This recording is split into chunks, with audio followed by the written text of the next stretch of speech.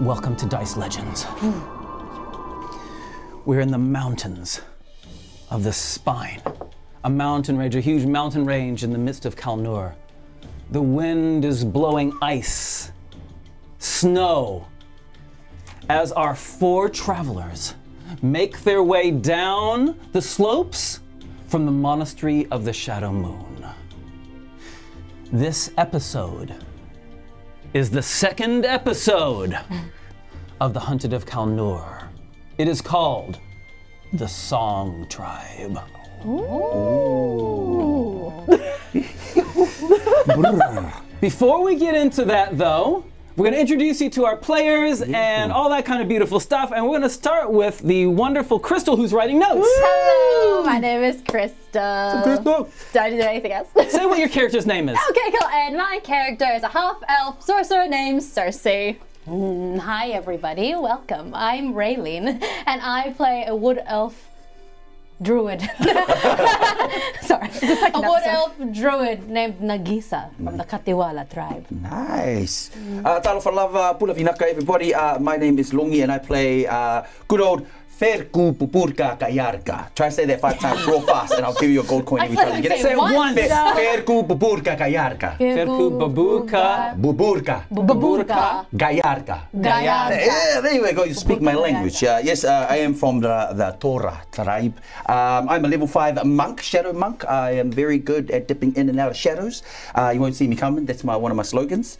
I don't know how to say it in Tura yet, but yeah, I'm very excited to play this wonderful character. Oh, do we describe as well? No, What do you look that's like? not- Okay, that's sweet. Never mind. You never wait. mind. Okay. I'll wait. Hey, and I'm Vahid, your Dungeon Master for today. It's great to have you all with us. Before we get into our story, and we've got a real gut buster of a story lined up. It's going to be drama and action. I'm really looking forward to it. Second session.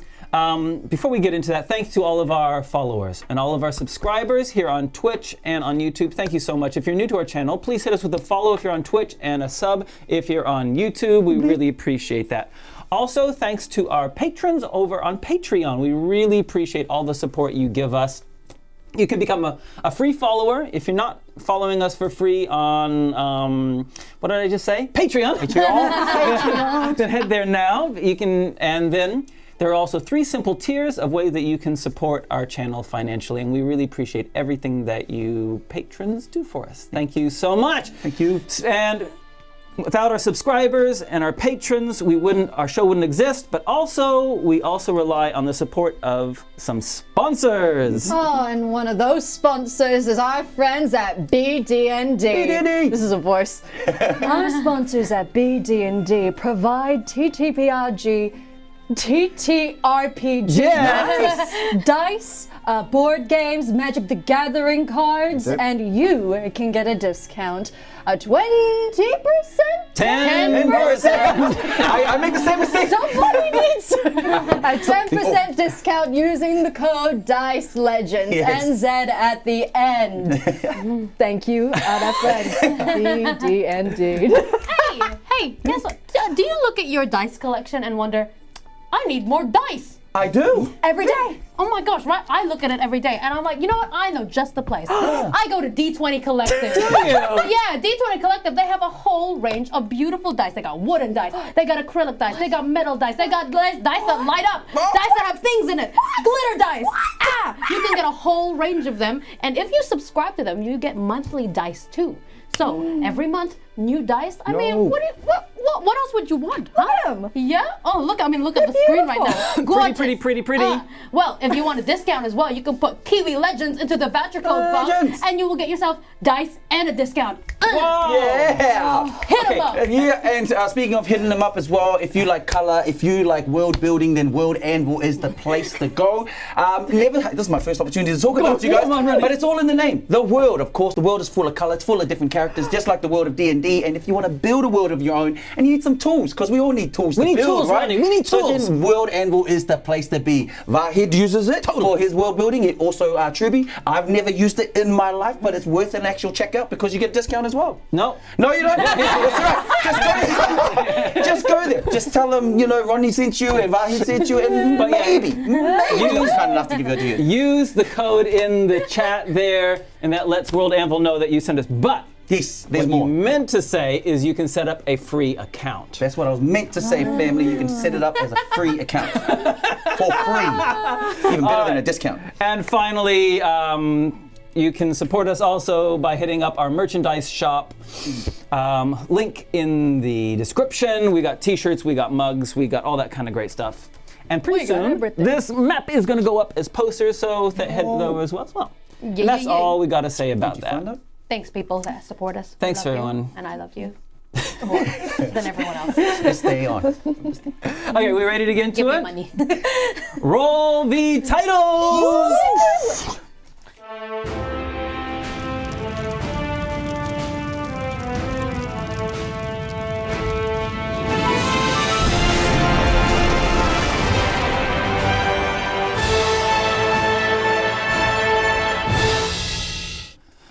All right.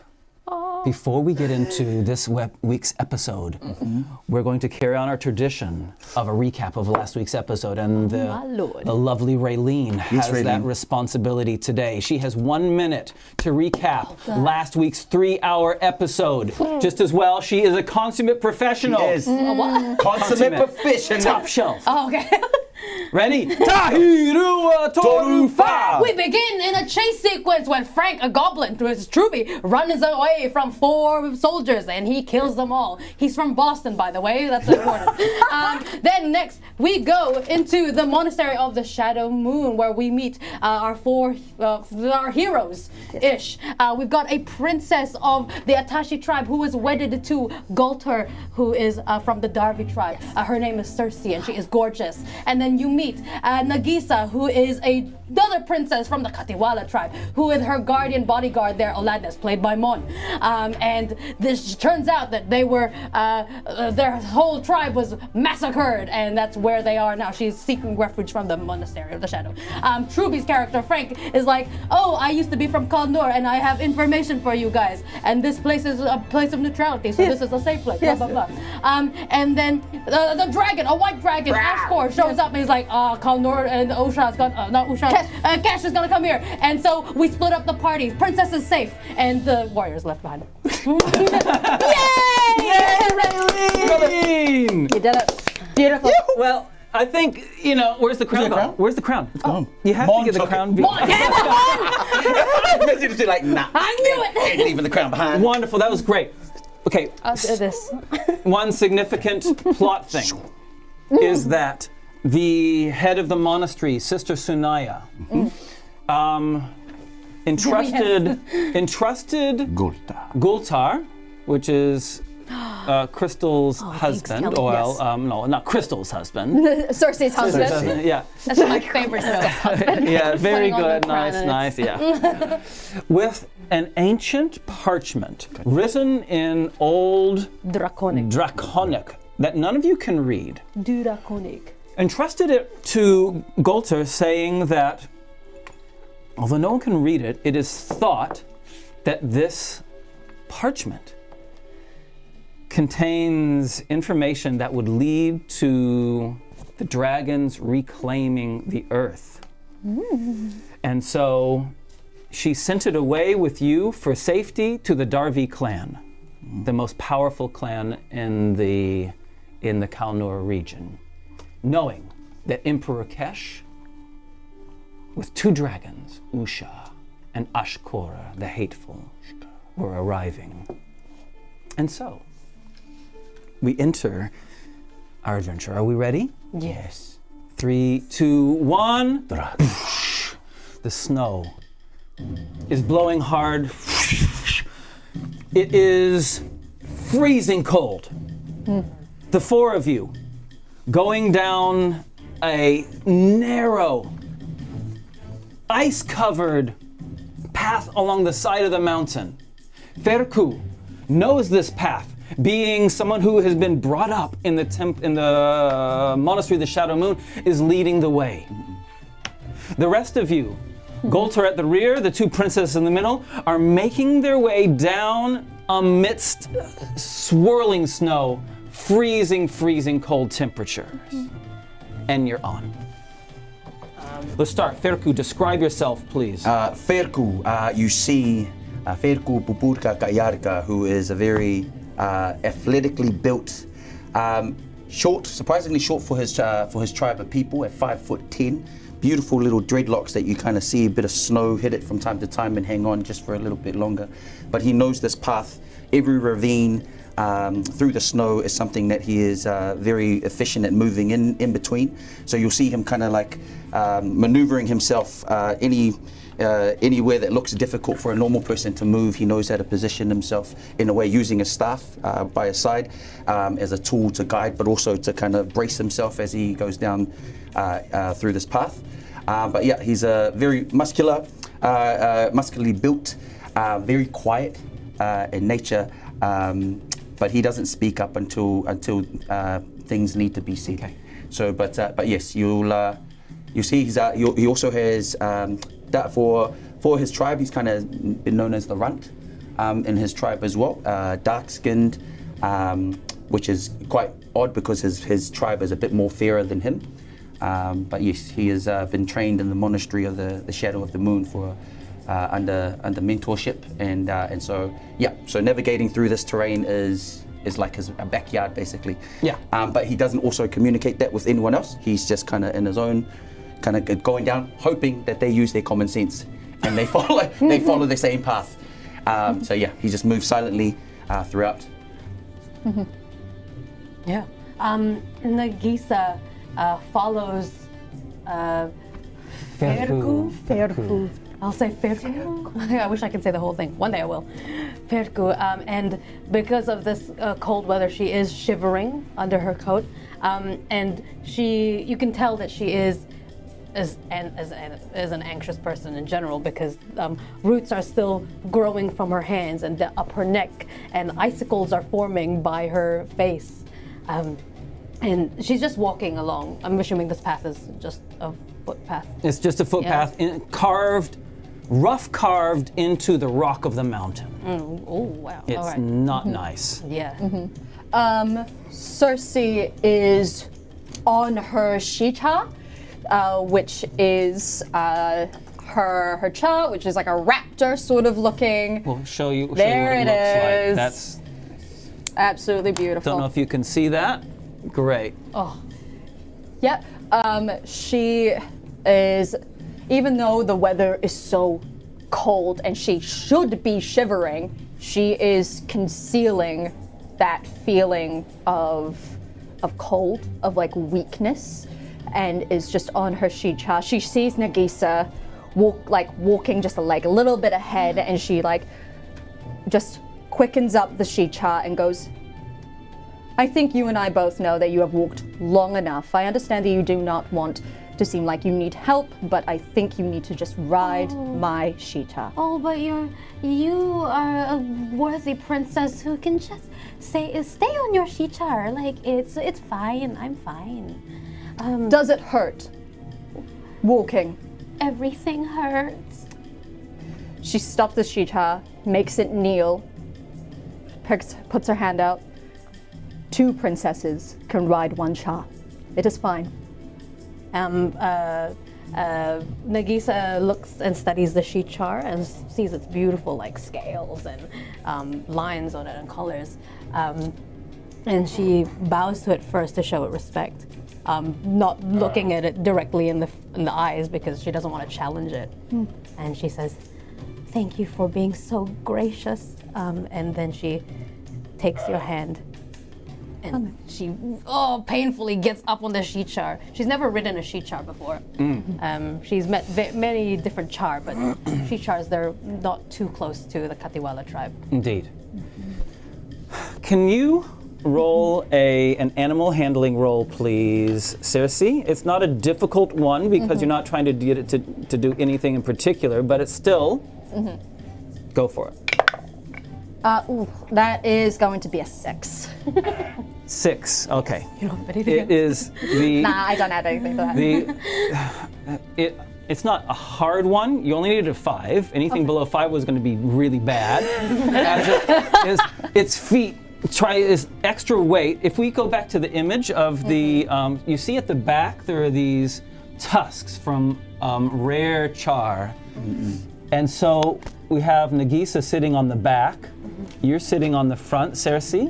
And so it changes the balance of the beast. And so it takes a little while for it to get its footing, and takes you a while for you to gain control. But thankfully, you don't fall to your death. Cool. Yet. Fantastic. Feku kind of like, no, without even turning his head, he kind of hears this exchange in the back, and he hears the animal screech, almost to try and find his balance. And Ferku's like, problem solved when burden is lightened. And as if to kind of dig into, the burden animal is torture, where I come from. He speaks. And then he just shuts up and he just keeps going. Cerci's not letting that go. Cerci is. You do not need to worry. We have tamed and domesticated this char. If you would like to help the princess lighten her Load? ailment right now, then I recommend you come up with a solution rather than give us a telling. I just did. And he keeps going. Perception rolls, everyone. Brr, it's cold in here. It's not the atmosphere. All right. mine's only a 4. Perception roll, everyone. 21. 21. 21. Let's do 15. Nagiisa. Yes. You hear footfalls coming from behind you. And it's not Goltar? And it's not Goltar. Goltar is on a small pony of the tribe, riding on a pony. Well, not a pony like you go to fairs, those kind of ponies. It's like a big. It's muscular. It's try been and- to the gym. Those that know, like the The donkey. Clydesdales. No. The horses of this area are smaller horses. They're sturdy but smaller.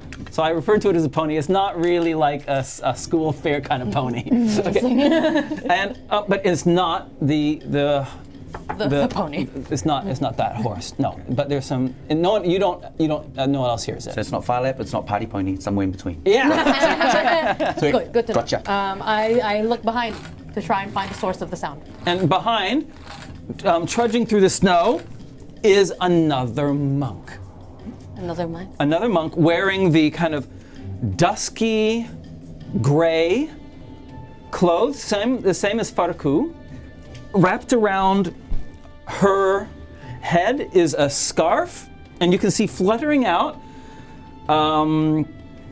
like very blonde hair.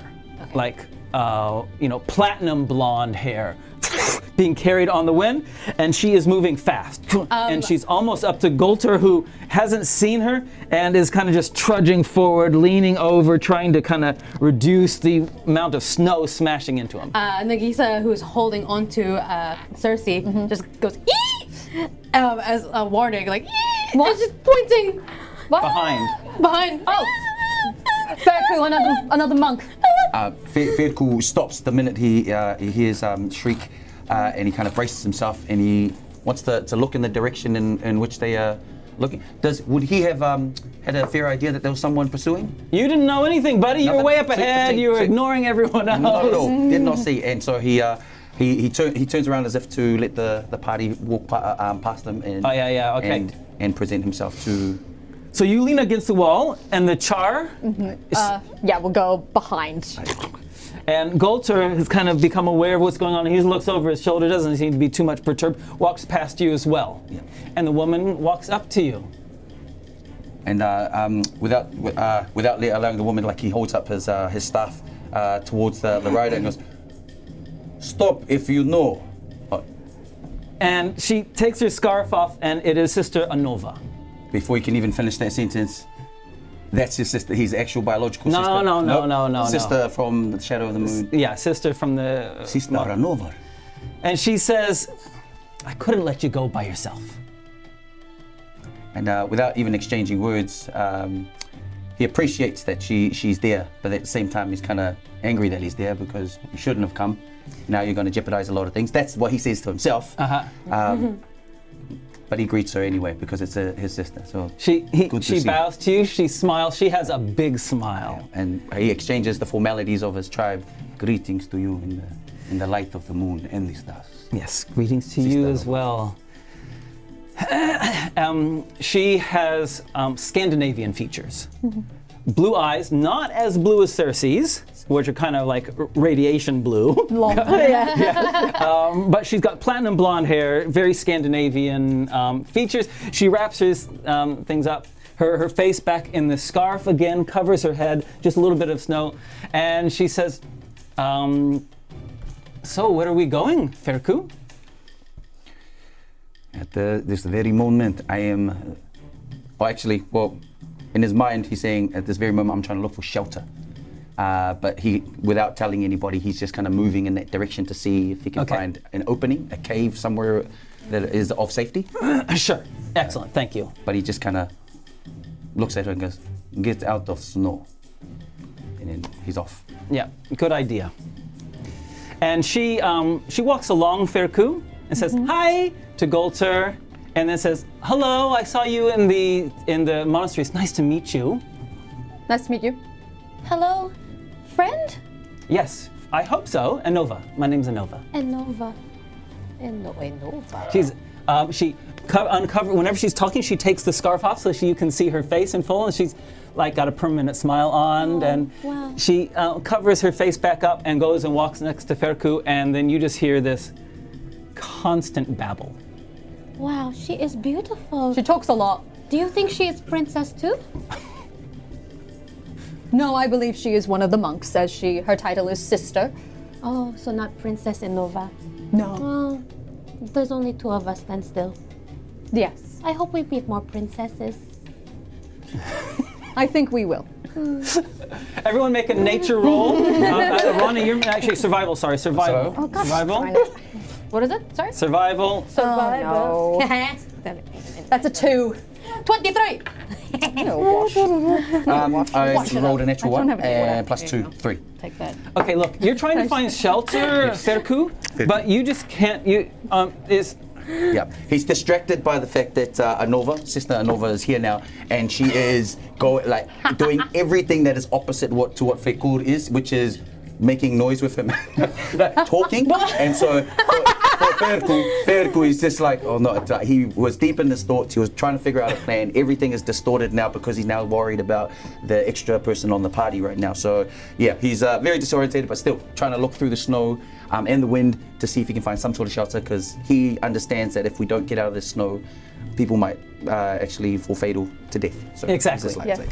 Just as well, Nagiisa is with you. Yes. She's the only one that's brought her ears and her eyes.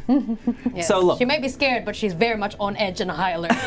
So she can see everything around So her. thanks to Nagiisa, the rest of the day, you don't freeze to death. You're able to find some shelter to ride out the rest of the snowstorm. And once it's passed, thanks to Nagiisa, you're able to continue your way down the mountain. It is calmer, and the world is beautiful in the kind of starkness that fresh snow brings. It's always beautiful, Nagiisa thinks to herself. She's watching the clouds slowly part, and she's seeing how the light hits dewdrops and snow. You know when light reflects off snow, it's so bright, but these ones it looks like it's sparkling. Everyone's in glitter. And she's just smiling, and she looks for the nearest bird that's flying in the sky. No birds here, it's way too cold. All right, all right, no birds. She looks down to the ground to see if there's like a snow vole around, a white fox, perhaps, a little creature. Do you know little what? fella. On the other side of the valley, you see some mountain goats. Oh. Um, She goes, goat, That's what they are, yes. goat, we pet. I thought we eat. Golter says, Oh, we eat. oh, oh.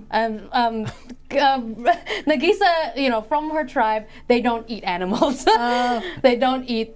They only eat berries and they're herbivores. They're vegetarians. So she hasn't spent a lot of time with people who eat meat. She knows that they exist in the world, and to be so close to one. So you eat?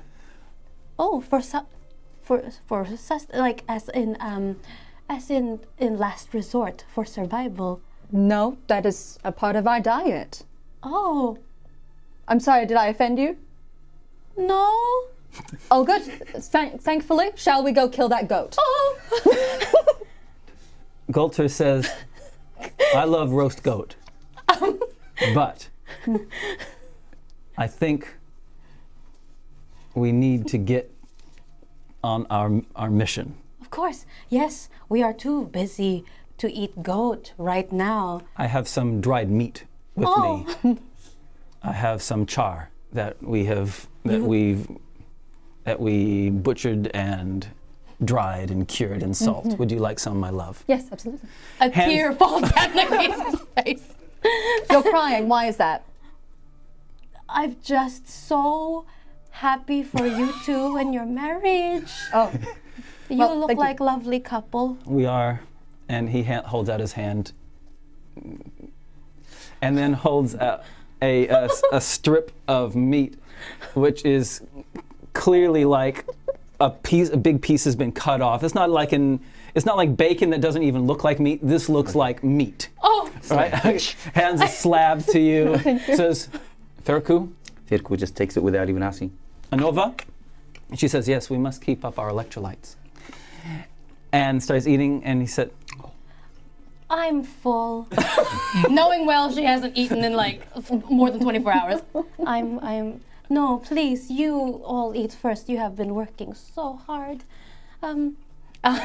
She wants to cast Speak with Animals. Just to call out to the goats to tell them to run. So she makes noises. She's like... and the goats hear, and they look at you with their eyes, with their goat eyes. They go, bah! They say, thank you. And they start shooting away. Can Feku take notice of that? Yeah. They ran. Oh, I was trying to say hello. Feku kind of notices what she did, and she looks at her and goes, very good. I was about to kill for dinner. Oh, I was trying to get them closer to you to help, but I'm so sorry. They are very, very suspicious, maybe. Feku doesn't believe her. It's like, sure you did, and then walks off. And Nova says, this is delicious. Thank you for this. This is really, really delicious. I haven't had this much meat in weeks. Thanks. Anytime. Do you ever stop talking? People tell me sometimes I speak too long. She doesn't. But I find that actually, when we talk, it helps the journey to go faster. So I like to talk and to engage people in the conversation. It's a great way to find out about each other. We pass the time of day faster. It's more interesting. I liked hearing about people, so I like to talk to people a lot. I really love your dress. You guys have both got blue, and you're both princesses. Is that a thing? Do all princesses wear blue dresses? Well, I was not aware that there was a dress code, but it seems that it's very universal in this area. Well, this is my wedding dress. It is very beautiful. Thank you. We're still... Wow. I'm still in my wedding dress. Yes, we came How straight. long have you from- been married? Oh, about 3 days now. Well, 1 day if we count it being the certificate only just being signed to today. Oh, yes, today. But Goltor says, but our ceremony was 2 weeks ago. She says, congratulations to you both. Thank you. You both look very happy. Thank you. Hey, Furke? No, Feku. you don't even know your name. Feku is just sitting there, just like watching. This in his head is like, your problem now. And as you move down the hill, Anova comes up to you, Cerci, Oh goodness. Yes. and says, and just kind of whispers and smiles at you, Nagiisa, smiles at you, and then kind of conspiratorially turns to Cerci and says, I'd like to ask your advice at some time. Absolutely. Is this a private matter or a public matter? I will take that shushing as a private matter. The rest of the day, let's talk about where you're going, shall we? If we turn our attention to the map, if we turn our attention to the map, this is where the Monastery of the Shadow Moon is. Yeah? And we can see that from the Shadow Moon, most of the troops would have come, including Kesh, would have come from Blood Hill and up the trail. You're traveling around that, and the idea is, if you zoom out a little bit, the idea is to go from there to the Darvi clan, which is further to the south. Okay? So we can see the Darvi clan is down there. Okay. So it is to travel along. You're probably going to have to skirt through the Song tribe territory, and get to the Darvi clan. Now, for political context, the clans, the tribes, none of them get along with each other. Okay, right? How do I put this? Yeah. So, so the mountains is safe in terms of there are no tribes that live in these mountains because they're too inhospitable. But they're so inhospitable, especially without a ranger in the group, that you being able to survive here in the early autumn is like almost a 0% chance. So you're going to have to get out of the mountains soon. And thus the plan is to go down to the Sung tribe lands and then make your way. So please talk me through it. What is your plan? What's your plan, guys? Well, Nagiisa has never been outside of the Katahualak tribe too much, but she hears names of like different tribes, and she asks Feku, "Is that tribe of singing and songs? Is that nearby somewhere?" Feku hears the question, and he doesn't really want to give too much to you. But without being rude, because he knows that you're also a princess, he's very short answers. Some say. Some say. All right. Well, perhaps we can look for some friends at different tribes that are nearby. These mountains, they look very dangerous. These paths. I mean, we almost fell off that mountain the few hours ago, and I mean, if I hadn't turned into a moose and grabbed you, then we would have lost a monk. Yeah, I would say going through another tribe would be our next best course. Have you been to a nearby tribe here? Well, all I know nearby is the Darvi tribe. I have not been anywhere else other than from my tribe to the Darvi tribe to the monastery. Galter, do you mind describing the relationship between the Song tribe and Darvi? The Songs are brutal savages. Oh. They are.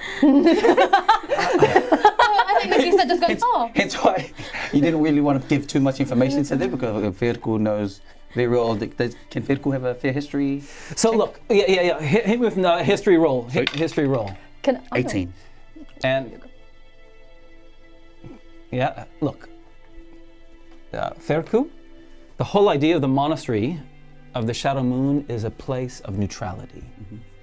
And you monks like you and Sister Anova, travel to help resolve conflicts and things like this. The Song tribe is no more brutal than any other tribe. But there's plenty of conflict that happens within the tribe and across the tribes. And the Darvi and the Song tribe, you would have seen on the map, border each other.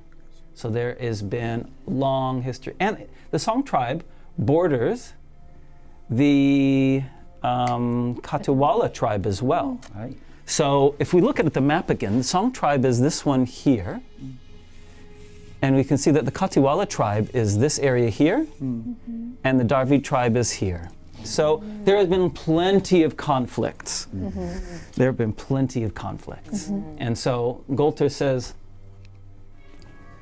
they're brutal, unforgiving, war-hungry.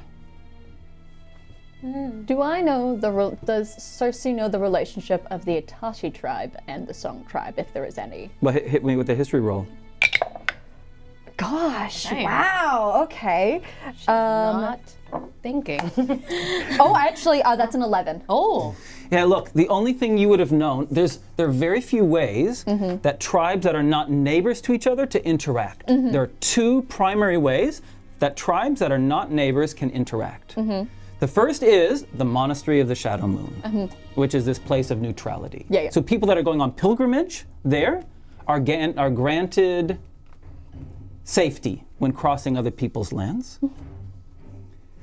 You don't have any history there, though. Go.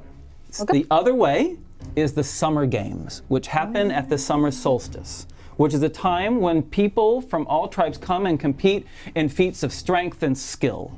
A lot of wrestling.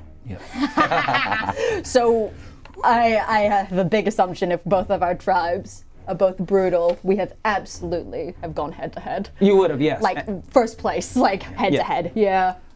All you know about the Song tribe other than that is they've got a lot more forests in their area. Yeah? And so that tree lovers, that's like an insult that you give those tree lovers. Cool. All right? So that's what you know about the Song tribe. All right, so tell me what's the plan then, guys? Well, I mean, originally I wanted to maybe meet some of these singing and musical people, but it sounds like they have a different type of song that they live by. They sing the song of death. I don't want to die. You don't have to. We just must be aware of their intention. Oh, well. Perhaps as we have an artifact from the monastery, maybe that'll give us some sort of advantage in persuading us passing through. I do know that this tribe has a lot of forests. Maybe there is some sort of stealth, knowing that you both are well aware and well equipped to pass through nature. Maybe that is it. Golter, what do you think? Golter says, so if we again look at the map, so Golter says, so I see we have got two options. One is we skirt along the base of the mountains, hugging to the mountains until we get all the way down till they end and get into the Derby area. The other is that we try to hit a river, try to make a raft, and get out of there as fast as we can, which will probably take us into the Itachi lands, and then from there make our way through. So either do we try to punch through as fast as we can and hope we don't have any trouble, or we try to skirt around them, hugging to the mountains and avoiding conflict. Those are the two options that I see are the best. Nagiisa instantly thinks no conflict. She hates conflict, and she doesn't want to see any more fighting and bloodshed. She's enjoyed just having this nature walk, actually, because it's the least amount of people dying in the past week for her. Yeah. No, Cerci is all about what is the safest way for us to get to A to B. If that both don't sound great. They both sound terrible, my Both love. sound horrible because both has like an environmental dangerous and one has like a political dangerousness. But what Cerci knows how to deal with political danger. So knowing that we are just like in a little slight disagreement, I would say that we put it to the third party. What route do you think would be best for us? In Feku's mind, he's what's the most lowly of animals inside our kingdom? It's like he said, it's like negotiating with the most stubbornest beast ever. Maybe it's one of the chars that and he says a comment that's both offensive, but at the same time it's true. Going through the Sung tribe is like a suicide mission in his mind. And where I come from, we take the path with least resistance. So, if we travel by the light of the moon, I feel we're safe, but not through the Sung tribe. Anova says, Yeah, let's do that. That's a good idea. If we travel at nighttime, right? The moon, we're both good in the moon. Travel along the mountains. We don't go into their forests if we can avoid them. Yeah, we just try to stay on the mountain verge. Yeah, good plan. Yes. Yes. Thank you for your insight. And so, You're welcome. And you found that weird, even saying that. Did you find that weird? No. Saying you're welcome? For niceties to happen? Let's go. We need to go. And he just walks off.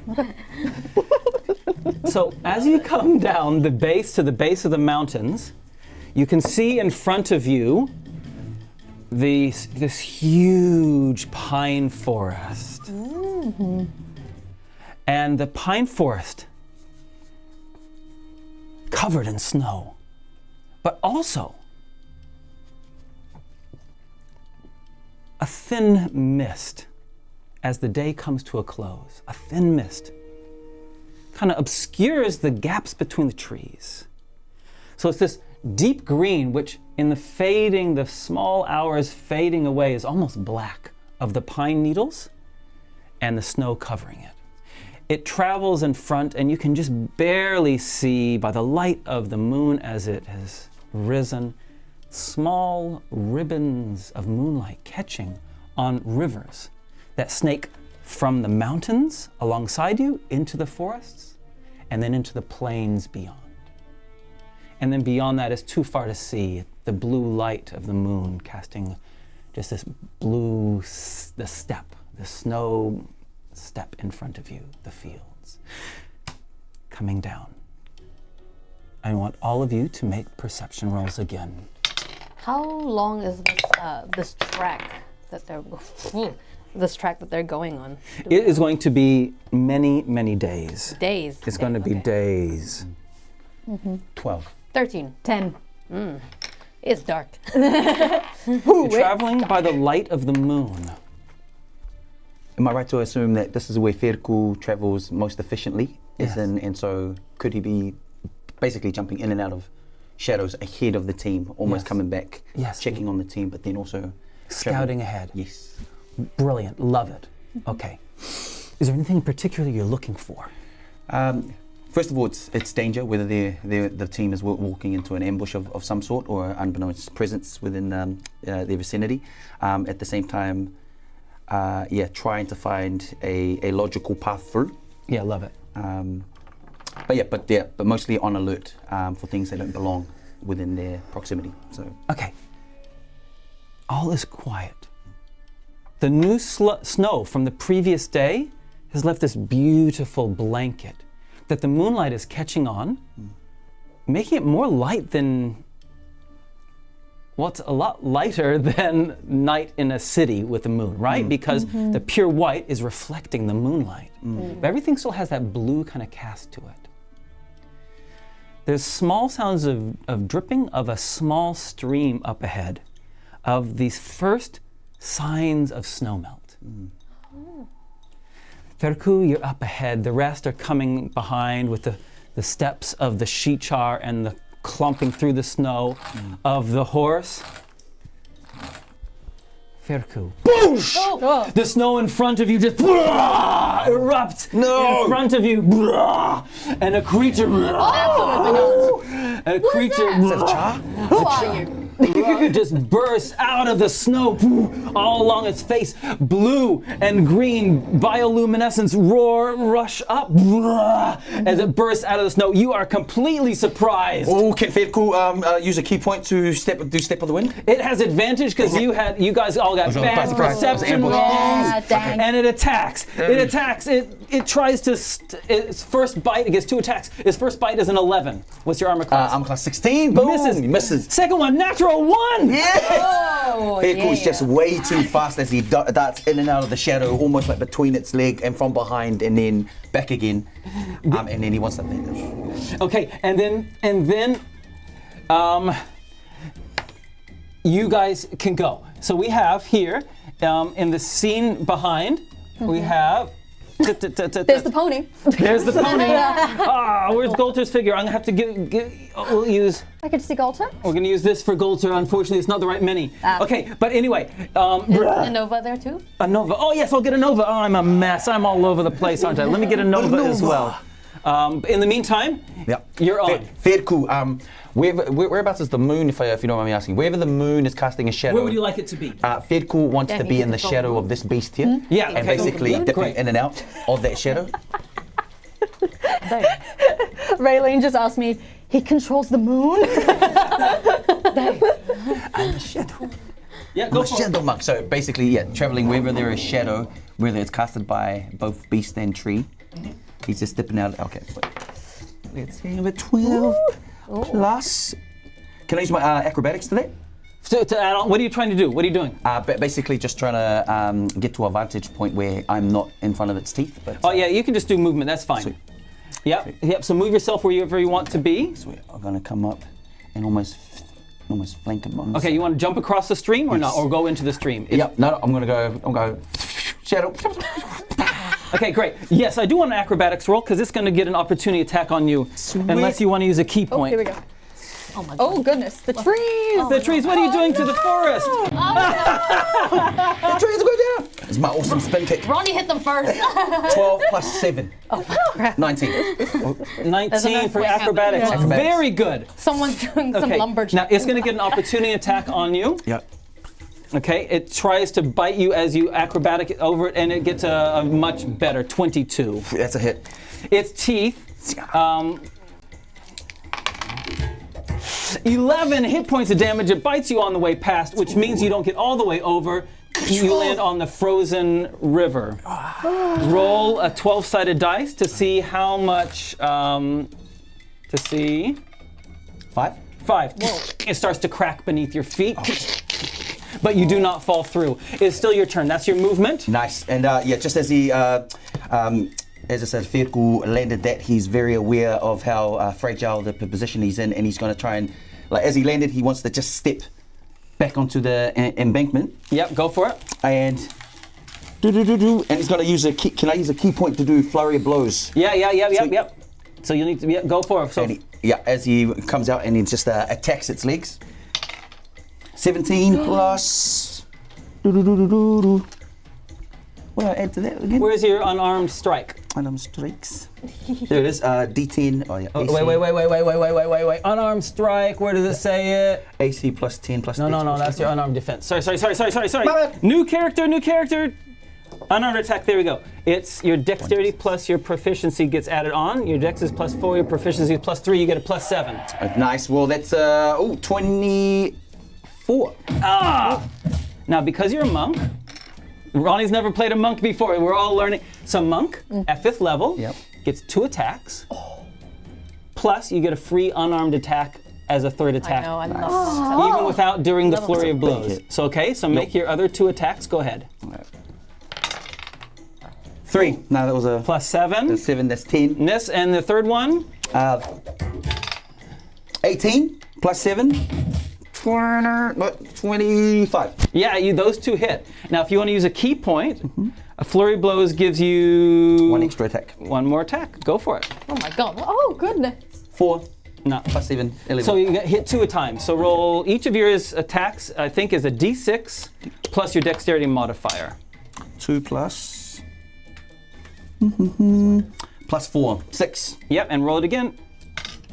1 plus 4, 5. Okay. Dang. Okay. You was 1 key point. Nagiisa. Nagiisa sees. A Nova. Nova, sorry. Nova runs up, pump, jumps up. She does the thing. Whap, whap, whap, whap, whap. She goes whap, whap, whap. Only one of her blows hits, and she has striked. She goes with an elbow onto its neck, and then jumps back. Nagiisa. All right, Nagiisa, as soon as this beautiful beast emerges from the snow, she is just in love. She looks at her, and she looks at it, and she's, wow, oh my goodness, I need to meet. 1, 2, 3, 4. She goes here and she casts speak with animals for it. Because she sees that we're hurting a harmless creature here. So she just holds up her hand and she says, please, be calm, and speaks to Hello, Okay. friends. It's not animal friendship, but it is speak with animals. Become.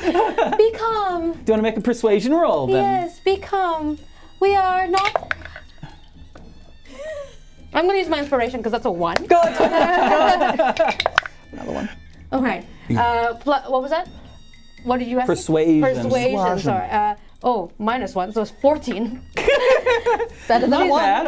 Okay, great. Thank you. Holding her hand and tries to calm it down. Okay, It's beautiful. okay. We won't hurt you. We won't hurt you. Unless, Pablo. Cerci. Oh gosh. Crystal knows what she wants to do, but she knows Cerci. What's Cerci gonna do? She turns to Golter and is waiting for an instruction. Okay.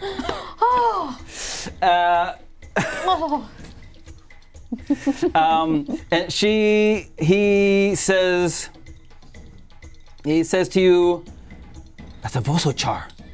What? Incredibly dangerous. He pulls out a bow and lets it fly. The arrow strikes him. No. As he stays from behind, boosh, the snow Another one? No. Shut up. next to you. Another one. Boosh. One. Through the snow, snow flies off of it. Right behind, you're probably still on your Shichar. I've put your mini here, but you're probably still on your Shichar. Okay. And Golter is on his pony. Okay. Cool. And it attacks Golter. Oh. All right. It sinks its teeth into no mercy. Golter. Ah! No remorse. Golter is grabbed in his jaws. Okay. Oh my goodness! Takes 20 hit points damage. Oh, that. Good. Okay. Golter is badly, badly hurt, is pulled off of the horse and is thrown through the air and lands in a heap on the other side. He is very badly hurt. The other one sees your hands up. I'm doing this motion to show that I'm not challenging it. Yes, but unfortunately, people around it are hurting it. No, So look at me. Look It at me. turns to a Nova Oh. and tries to push her over, knock her prone. Gets a natural 20. Ooh. She is knocked prone, which means it has, so it does a little bit of damage from that, not much, but has advantage on the next attack to do its big goring attack. It does really bad. Only gets a 14. Her armor class 10 plus her proficiency is 15. So she's remarkably okay. And it comes back to your turn, Ronnie. Back to Feku. Feku now hearing the cry of Nagiisa to not harm. He kind of comes back to his senses, right? It's just another beast. But he's going to try and shadow hop and see if he can find a rope of some sort. He's going to try and take down these beasts. See if there's any place he can compromise it and tie it up and trip it over. So you want to use your shadow, Step. how does your shadow step I can ability do work? step of the wind. How does it work? I don't know how it works. Let's have a look. You can tell me, what have you got? I've got for. Here we go. Do you know how it works? Shadow step, at 6th level you can do a step, but you can't do that yet. So next level you'll be able to do a teleport 60 feet. So you haven't gotten up to that ability yet. Oh. Okay. How close can I get to the horse just to look for? 1, 2, 3, 4, 5, 6, 7. You're so fast you can run all the way to the horse. That's exactly what I'm going to do. Okay, go try for to it. find something to. It tries to tail swipe you as you go past as its opportunity attack and gets a 17. That's a hit. All right. You are smashed by it and take 14 hit points damage. But you get up to the horse and there's rope. Golter's rope. Yep. Yeah, he grabs that rope and wants to use a key point to step of the. Can I step of the wind back? Or What is actually yours? move as close as I can to here. and his aim is to try and actually lasso the rope around its feet. Yeah, sure. Yeah, you can use step of the wind. That gives you an extra dash movement, so you can get an extra 8 steps for free. Zip, zip, zip, zip, zip, 3, zip. 4, 5, 6, 7, 8, like right behind it. Love it. Wow. And I'm going to relocate some terrain for it because the actions happen over there. That's right. And okay, make an attack roll. Damn. 8 plus 7, that's 15. 15. Yep, you start tangling it up. Okay, sweet. And very, very stealthily he's lassoing one of the created a knot that his tribe is very known for, and he's able to lasso one leg as quietly as he tries and secure the other one. Okay. And then he wants to almost yank I understand it. So next turn, so you've started tangling it up. Next turn, we'll see how successful you are.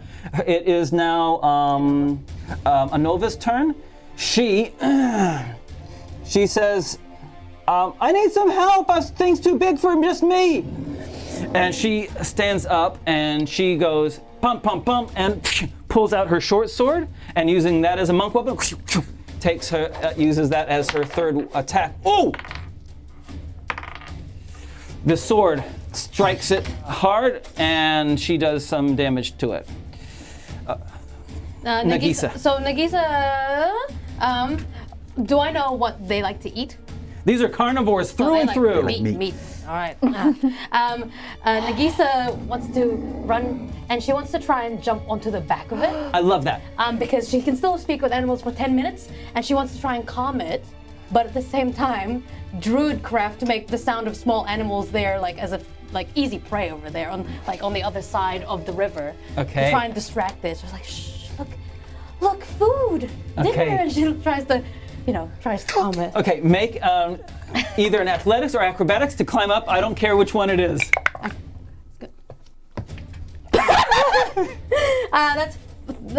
That's a natural 1. So You jump I know they up. laugh. You climb up. You've used your advantage all over Yep, already. It's the snow all over its back. And I from what- slip. You slip and you fall oh no. into the river that Ronnie had Feku already had already compromised it. cracked. Roll a 12-sided dice. 12-sided dice. Here we go. 1. You are so I'm lucky. so light. And they start radiating out, and the cracking underneath you. But does that let it come to look at me? Because I touched its You back. have definitely grabbed its attention. I'm still doing this hand motion to show I'm not doing. All the chars know this is no challenge. You know? If someone tells something's doing this, no, I'm doing a little dance. That was your movement, and you're really trying to use your action to calm it down. Yeah. You're using a combination of druidcraft and speak with animals and whatever this means. All right, persuade away. Yes. And we okay. know that you got a -1 on that. Yes, I do. 11. Look, come on, you're gonna have to do better than that. All right. Now, seeing that Galter has gone down and seeing how precarious the situation with Nagiisa is, she is going on her Shita. She's going to turn to Feku and goes, have you had that handled over there? And Feku just nods yes. Amazing. She's going to move just over here, just so she's out of range of him. And she takes off her glove, both of them, throws them to the snow. Her eyes bright, her blue eyes start glowing. And you see that her hands, contrast to her dark brown, cold skin, is completely frost-ridden. Oh. And covered in this kind of that on glass. When you see snow kind of go into that delicate lace looking. She sticks her hand out and then she casts Frostbite on that Vosocha, which is going to be a Constitution saving throw. Which they're pretty good at. Okay. They're char. Hopefully. But I rolled badly. I rolled a 13. Okay, great. So that is going to be a 1d6 because I'm just going to do it as a. Just going to do it as Oh wait. Pardon me. 2d6. Which is going to be a 4, and then, do I plus a modifier to that? I don't know. I don't think. damage? No, just 2d6. Okay. Nice. And they have disadvantage on the next weapon attack, but Okay, that's yeah, fine. That's fine. they have disadvantage on the They have next attack. disadvantage as the frost covers it, and it gets kind of encased in a little bit of ice around. Great. Golter. Oh, powers. Golter pulls out his sword. He's a warrior. He's been brought up in the Darvi tribe. He's on the ground. He's got this beast on him, but he roars, he screams, he shouts, "Ah!" And he launches himself, striking twice with his sword. It's a long sword, striking once, ringing it, pulling it around twice. The first one actually strikes, hits true. The second one, both of them strike true. And he gets impressive damage as well. Okay, and this one that has purple and blue bioluminescence is now being tied up. Yes. By Feku, and also is bleeding from its underbelly, its softer underbelly, from the 2 sword strikes of Golter. The beast. It's down. The beast now needs to make a strength saving throw against the rope. Okay. Okay? Yes. Now what I'd like you to do, I'd like Feku to roll a nature roll. This will determine how good the knot is. Okay. Okay. Nature roll, +1, 8. That's what that beast needs to beat on a strength roll. Please let it be a 5. Well, Let it be a 5. Or 3.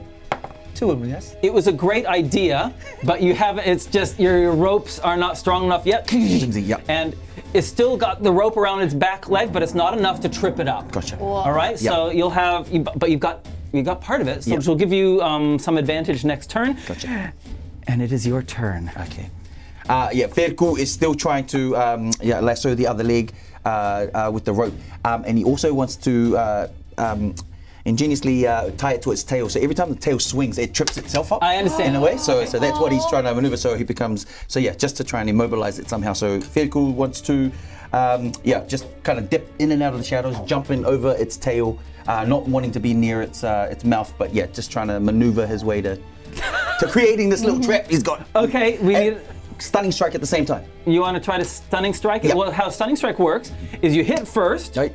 and then if you hit, you can say, I want that one to be a stunning strike. That's it. Okay, go for it. Make your attack. 14 plus 7, yo! You hit it. Yo, sweet. Okay, roll the damage, which is a d6. Full 6. Plus your dexterity modifier. Plus 7. No, just your dexterity modifier. You wish, Rance. Plus 4, 10. Ow! Okay, Nice. and now it has to make a Constitution saving throw or it is stunned. Okay. Oh, I got a 17. Oh. But make your nature roll to see how well you do with the. Roll that again. I don't know what the heck that was. That was a 4. You Plus 1. Okay, 5. You're trying. Yeah. It's a great idea, not but you working just haven't got it yet. Feku. Anova strikes, and with her sword as a final weapon, she misses all 3 times. It just clangs on the heavily, like, big. The scales are like rock almost on its back. Clang, clang, clang against it. Nagiisa sees that all of Anova's attacks fail, and she's just in awe of this creature who's so strong. And she sees that all these creatures, like these 2 creatures, are getting hurt, and it's because she understands that her friends are scared by them. So she looks at the one in front of her by the river, and she apologizes. She says, "I am so sorry." She touches the ground, and then roots spring up around it and tries to entangle it. Okay, That's my you're still on the river. You haven't told me you're moving off the river yet, by the way. And then I slide away to the other side. Okay, roll a 12-sided dice because you started the round on the ice. Yeah, I did. All right. Okay. 6. The river collapses below you. I'm sorry. I'm sorry, and you cast it, and the movement. No. The spell. Let's do the spell first. All right. That is a. Oh, that's the wrong one. So you have to do a spell save. These against a strength check against 14. They're pretty strong, but I only rolled an 8. Yippee! So these black roots come up and like the frostbitten roots and entangles it. And you can use your and a creature restrained by the plants can use its action to make a strength check against your spell save. DC. On a success, it frees itself and blah blah blah. But for this round, it is captive by the roots. Brilliant! And the water. And then, just as you succeed, Oh no, I'm in the water. Oh, you can concentrate? so you dip into the water. Thankfully for you, it is the beginning of autumn, and the river is very, very shallow. And I'm not wearing metal armor. You're not wearing metal armor. I don't like metal on me. So it's not deep enough for you to plunge over your head. Okay? So where is it up to? So you're kind of immersed, so probably your shoulders and your head are out of the water, and it is intensely cold. Her teeth are chattering. I would love to get off my shooter. What is this movement like? What is the shooter's movement? The Shichar can move 40. Fantastic. So that is. Oh goodness, fine. Is here good? Yes. Before getting it off, I'm gonna pat it on like the cheek and go, if you go get that princess, you will get a lot of meat afterwards.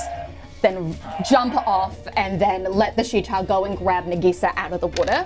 Okay. What are you doing? And Cerci. Cerci is going to cast, she's going to do Frostbite again, but instead to, oh goodness, 60? Easy. Yeah, cool.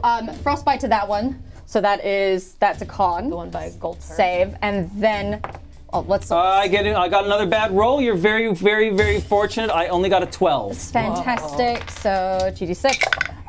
That's 5. And that one also has disadvantage on its next attack.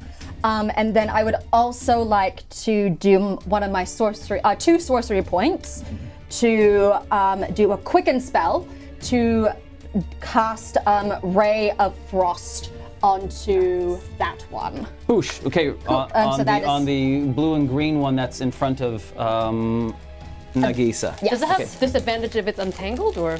Look. It has frostbite on it from last time. It's entangled with roots. It's gonna be Yeah. So cool. So advantage. Oh, wow. Great! Oh, thank God. Oh, thank goodness. So that is going to be 24. You hit it. Cool. So that's a 24, and then a good old 1d8. So that's gonna be 2 damage, and then that one also has reduced its speed to 10 feet only. Okay, love it. Okay, thank you. Now it is their turn. The one that's covered in vines, that's in front of Anova, but also with Nagiisa and the char behind it, the Shichar, tries to shake off its binding. It spends its whole turn doing 14. This. What is the difficulty it needs to get? I rolled a 14. Exactly on 14. Yeah. But that can't do anything else this turn. Yes. So that's its turn. The Shichar is not like you're not a ranger that has a beast service. So it's whether it understands your instructions to pick up Nagiisa are unclear. The moral of the story is it goes over there and looks at Nagiisa, and then just kind of looks around. Yeah. So that's what it does. The other one. Yes. The char that has the blue and purple bioluminescence tries to kill Golter. Oh my goodness. Golter is bitten again. Oy, babe, this guy is not having a Golter good day. is not having a good day at all. Okay. He is looking very, very hurt indeed. Okay, Ronnie. Feku has a genius and idea. He finds a rock, Yep. grabs a pouch from his little, and he wants to put the rock in the pouch Yep. and tie the end of the hat of the rope and secure it to create a weight Okay. on it. So he now has a little thing that he wants to use to then almost subdue the jaw I understand. of the beast. So yeah, he's To muzzle it. Muzzle it, basically. Yeah. So he's trying to create less damage. Okay. What do I Make your speak for nature that? roll. This is all nature roll because Come on, nature. One with nature. One with nature. How's a 17? Boom! Okay, 17 plus 1. Plus 1. congratulations! Yes! Yay! Finally! But the way he does it, he Finally just did it. does that kind of acrobatic spin and then kicks it as it goes and it just pretty much wraps perfectly around its jaw. And then wants to also use that opportunity to see if he can hop right onto the beast itself. Okay. Make an acrobatics roll. 11 plus 7? 18? You are now on top of it with this kind of muzzled rope Yeah. thing around. Bucking Bronco. Yo! Do I need to roll anything to... You're now on top. That's Okay, your so- turn. so- I think getting a rock, stiffening it in your water sack or whatever, Yep. tying it around. Yeah, that's definitely an And he action. pulls and he's just holding on for dear life. Okay, Anova, she's understood what Nagiisa is trying to do, and so she goes, and so she tries to do like a scissors kick, boom, to try to knock it out. She tries to bang bang, tries to hit it along the side of its head to knock it out, rather than using her sword anymore. Boosh, at advantage because of everything you guys have done. She kicks it 3 times and then goes boom. What? And I am pretty sure that will. Oh my goodness. Boosh, boosh, boosh, and this. What kind of char is this? Vosochar. The Vosochar is rendered unconscious and collapses in front of you. The other one with Feku, the purple and blue one, Feku on top. Runs. Runs Bye. and tries to shake you off. Right. It tries to, and it just runs. So make. Yep. You can wait. I'm gonna give you choice of 2 things here. Okay. Athletics to kind of just hold on for dear life. Yep. Yeah. Yep. Or animal handling to try to control the thing. The second option. And he's going to try animal handle. Because you've got a kind of like a Okay. what is it called? Stirrup? Yeah? Yep. No, is it No, stirrup? stirrups by the Reins, feet, right? reins. Reins. Okay, animal handling. Come Yep, on, okay, buddy. I'm going animal handling. Oh, Roll that good. again. Come on. What are you doing? 11 plus animal handling 2. It's 13? okay. Ronnie and Feku and the beast go Go for a ride. go for a ride into the pine forest. exactly You're on right. its back. Yep. Boosh, boosh, boosh through the trees. Golter tries to take a swipe at its legs on the way past as an opportunity attack. Does actually hit. Doesn't do a lot of damage, and remarkably, it is still up. It's heavily wounded as you ride into the pine forest. It crashes into it. Make a strength saving throw to stay on top of it. 8 plus... Strength saving throw. 0, 8. Boosh, boosh, boosh, and you're knocked off. Boom! Okay. And it disappears into the pine forest and into the night. And you fall on your back, poosh, into the snow. But real cool though, like he falls. Doesn't look cool. Nagiisa is gonna swim to the edge and try and get herself out of the water. Athletics roll, a simple athletics roll. It's not a hard one. Oh, thank God. 19. Yep, 19. Poosh, yep, fine. She gets up and she sees the knocked out char in front of her, and she's just filled with like sorrow for this beautiful creature that lays before her. And she wants to go up to its face and she studies it. She pets its head and she says, "Thank you for fighting. I'm so sorry." And she's like weeping, and like all icicles are falling from her eyes, and her the roots are coming back over her hand. And part of her almost wants to healing word it, but no, she tries to hold that. She's very close though. Cerci's char, her she char, comes over to its exposed belly I can still speak. is going to try to. I can try still to- speak with animals. I say, it's bad for you. Oh gosh, that's going to be hard to convince. Telling an omnivore that that's bad for you. No Bad for biting. you. No That's biting. bad. Far out. My persuasion. Good. For so 11. Look, these are beasts. These are animals that live by killing other animals. Nagiisa understands that. She knows that there are omnivores and carnivores here, and that's the way of life, but she just can't bear to watch it sometimes. So as she sees that it doesn't work, she just turns around. Don't talk to me. Feku can be right there next to her, just looking straight at this carnage that's happening. It's just law of nature. Some eat, some don't. I know, but it's still hard to watch. And she's not looking at it, and she can feel it moving, but she's still patting this poor thing. It's if you look, what they go for is usually internal organs first, and they like it because it gives them sustenance, It's high in protein. high in protein. The liver. Yes. Liver and the heart, really, Very good. very good. Yes, we like to boil. We fry it. Bit of butter. Aye, I have not tried butter. Butter foreign. My people, we raw and real. You know. Yak butter in the pan.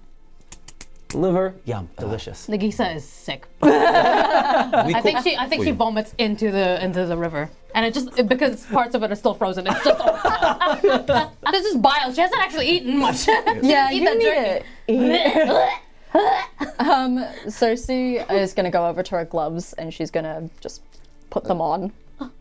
And she's going to look towards Galter and see if he noticed any of that. So, Galter at the time he's looking at his torso, which has a row of like a broad row of tooth marks in his armor, and there's blood stains on his clothes. So he's got. So he's going over to his horse and trying to find some bandages or something that he can see to his wounds. Okay. She's still over here. She's going to yell out to Nagiisa. Nagiisa, I hear you have a healing word. I require your assistance now. Okay. Before she leaves the Vossachar, because she believes that nothing should go to waste, she wants to try and pick a scale from it at least, or like a tooth, something that she can attach to her crown that just keeps growing. Okay. As she tries to look for that, Feku just found like a piece of flesh or organ and just like dangle it in front of her. This is better. And give you sustenance. I'm not hungry. It's good souvenir too. Thank you. Long You trip. are so kind, Feku, but Like this. no.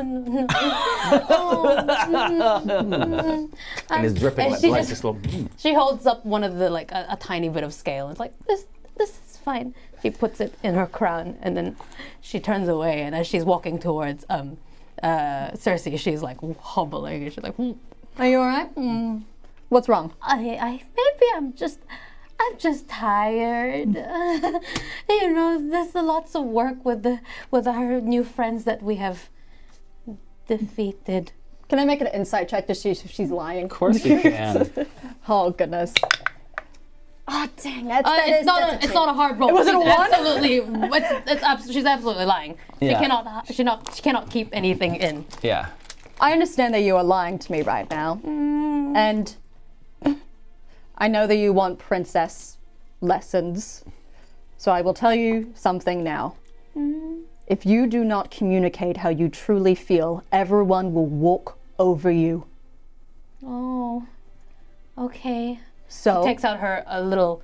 No, she doesn't have books. Never mind. Her tribe doesn't have books. Thanks, Mon. She keeps it in her visual notepad. Yeah. Mental notepad, sorry. Yeah. Oh, okay. Thank you. You are such kind teacher, and that she looks at your hand too, that's now covered in gloves, I'm assuming. She says, and wow, the power that you have is, and she just keeps studying your hands. It's very beautiful. You called it beautiful. I call it a curse, but it's nice to hear a different description for it. Are you an assistance of healing? You need assistance in healing? No, I'm all right. It is my husband. Oh. She looks for Golter. Oh. Yeah, Golter has taken off his splint mail armor. Is he topless? He has not yet. He's managed to get his splint mail armor off, and he has this yellow silk shirt underneath. Silk is very, very valuable.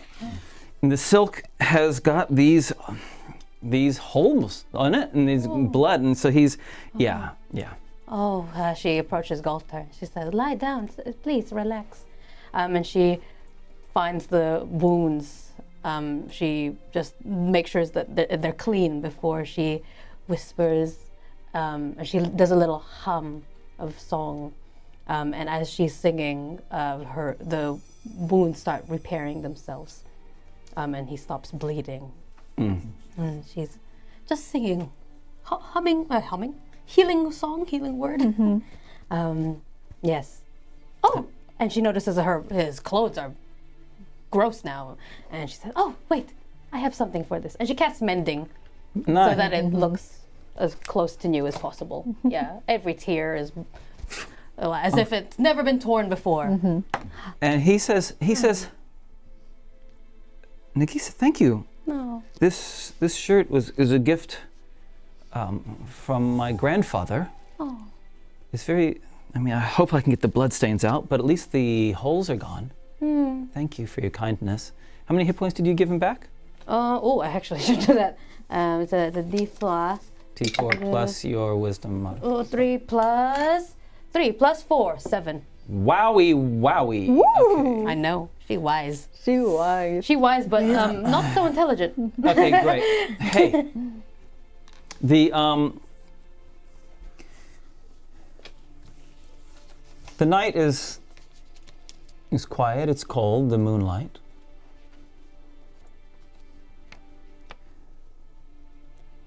And once you have recovered from that and had a break,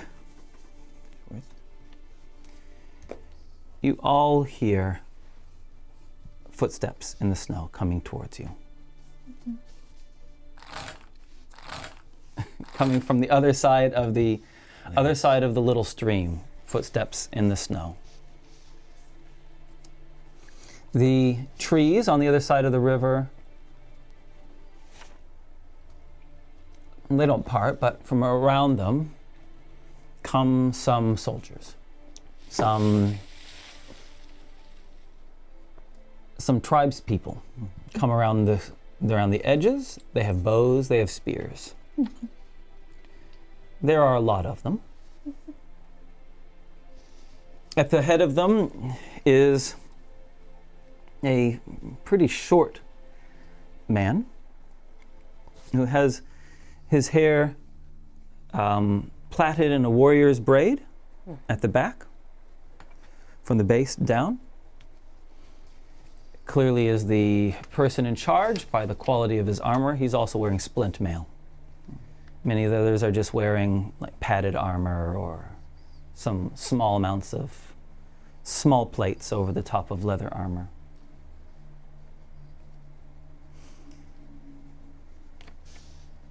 He approaches the river. Their weapons they're holding their weapons, but they're not aiming their arrows on you. And he's walking towards the river. You think there's probably 10 of them? Okay. Feku, before the party kind of imposes themselves on this, he just wants to try and vanish into a shadow and stealthily remain hidden. Make your stealth roll. Sweet. 18. What do I add on to that? Stealth? You're stealthy of +7. Yeah. Wow. Feku is he's suddenly gone. Okay. Okay. Anyone else planning on doing anything as they approach? Do we know what tribe? Mm-hmm. Oh, good. She's gonna follow in Feku's stealth, and she's gonna grab the Shita, and she is gonna go and try and hide behind some sort of boulder, like probably All right. this monument. With disadvantage, go ahead. Okay.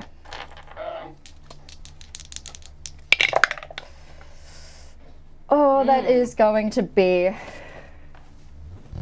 an 8. Okay. Nagiisa makes a Nagiisa spins and turns into a cat, a white cat, and she hides in she hits a metal gong at the same time, and she hides by And make the your rock. stealth roll. Yippee! Come on, baby. Ooh, 19 plus 4. All right. Anova is also able to blend into the shadows, like Feku. What about Goltar? And then Golter is the only one left, and Golter doesn't hide. Yeah, Goltar. He's an idiot. That's Golter gets on his horse and says, I'm Golter of the Darvi tribe. Who are you and what do you want? The man at the front says, I am Brun of the Sun tribe, of the Song tribe. Why are you on our land? And with that, we'll take a small break. All right. Hey, guys, thanks for hanging out with us. It's really great to have you with us. What we're going to do is we're going to take a little short break, and we'll be back with you in 10 minutes. How are you guys doing? You doing well? Yeah. Yep. Yeah. I love it. All right. See you guys Can soon. feel the chills. Yeah.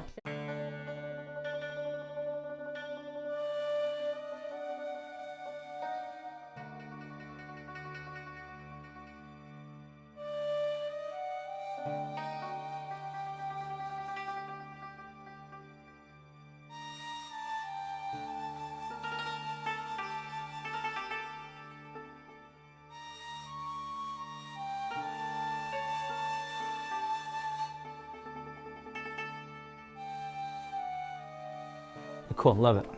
How you doing, Ronnie? Doing good. Doing good. Just get my head. Yeah, I really should. We really. really should have spent a few minutes going over your character's abilities to refresh your memory, because it's been like 2 or 3 weeks, right? Nah, it's basically I'm picking it up as I'm rolling by. Yeah, great. As, And so now I'm now remembering that Step of the Wind. I'm remembering Step of the For my Wind. key point, just one key point, and that's a disengage as a bonus, and then also double dash. Is it? Yes, or you can Right, so- dash. Yeah, disengage or dash. Does chat hear us? They Yeah, shouldn't- chat. Join in. We can hear you. You can hear us. Amazing. Hi. Teach us some. Hi, chat.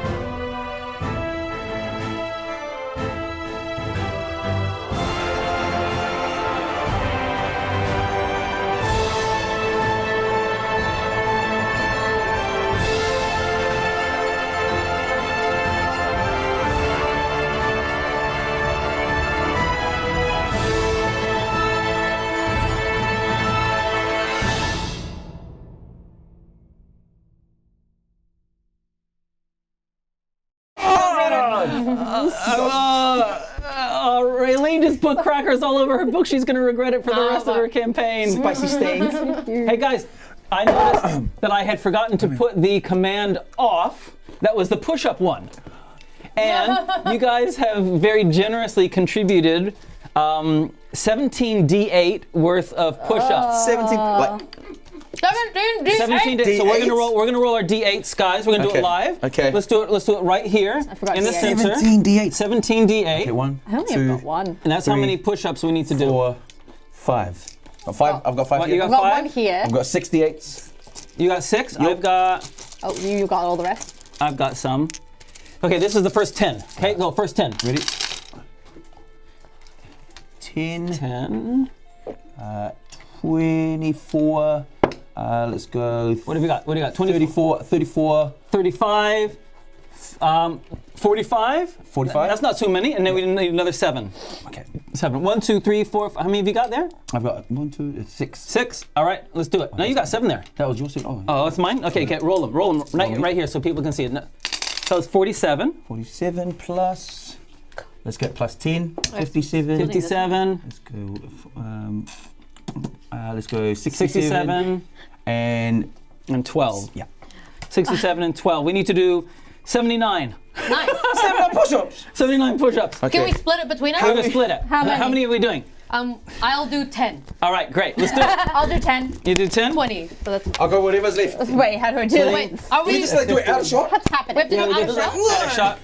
Okay. Sarah says whenever Vahid does push-ups, there is a squeak noise that sounds like little farts. I'm gonna do 20 to start with. All right. Okay, I will do 10. You got The 30. camera's not and you gonna guys get 10. us. All right. Get Let's go. Let's go. Let's go. Oh god. Wait, wait, maneuver! 2. Hang on, there's not a lot of room here. Ready? 4. Okay.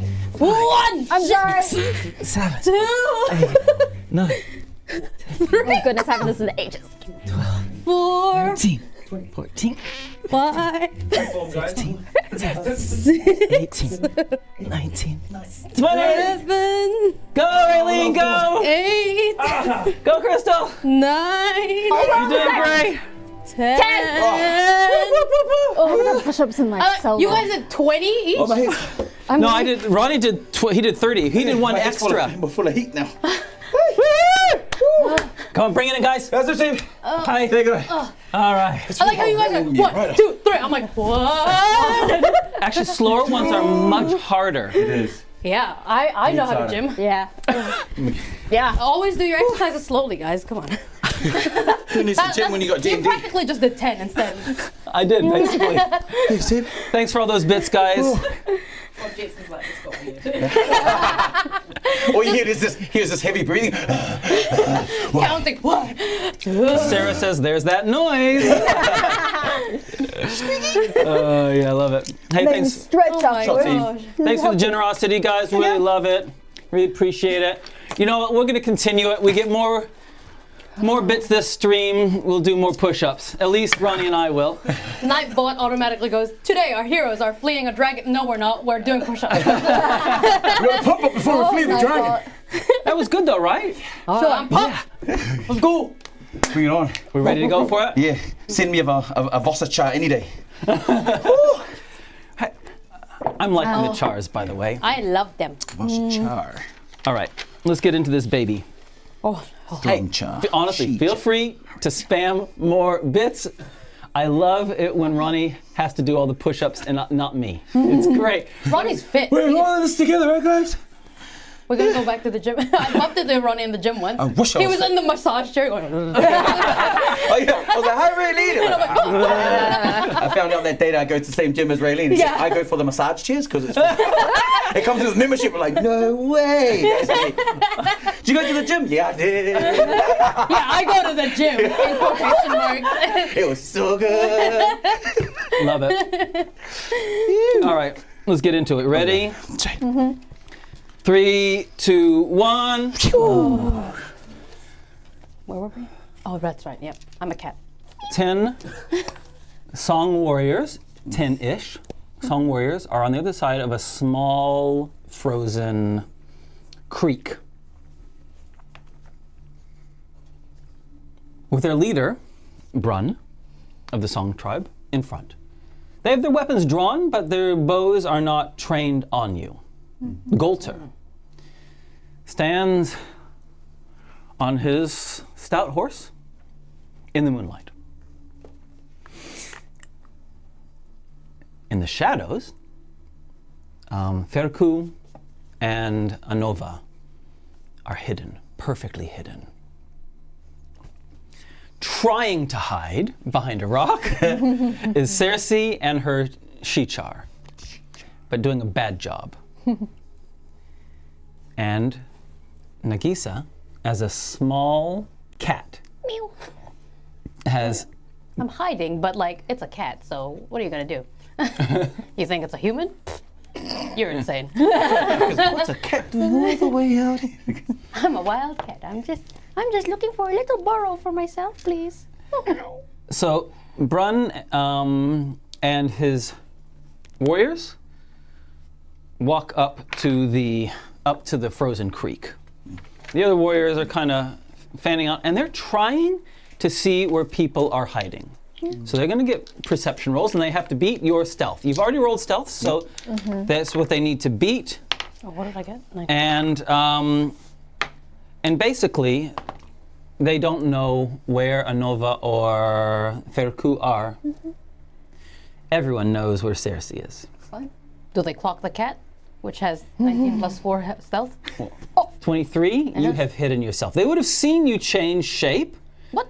Because they had entered the clearing and they would have seen something happen, Yeah. but they don't know where you've gone. Okay, I'm good with that. Is there anything in particular you're doing? I'm watching. Okay, that's a good thing to do.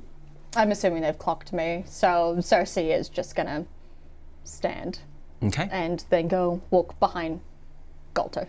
okay, thank you. Feku is holding tight wherever he is, but he is trying to be as close as he can. The minute he sees a threat, whether in their demeanor or their behavior, he's like readying himself to surprise Excuse me. surprise attack. Bless you. The cat sneezes. So yeah, he's in a position of advantage, but he's holding Okay. until. So, basically, the conversation then is going to be between, at this stage, you join the conversation, Cerci. So, Brun, this relatively short man with nice splint mail armor, comes up to this edge of the creek and says, "What are you doing in our territory?"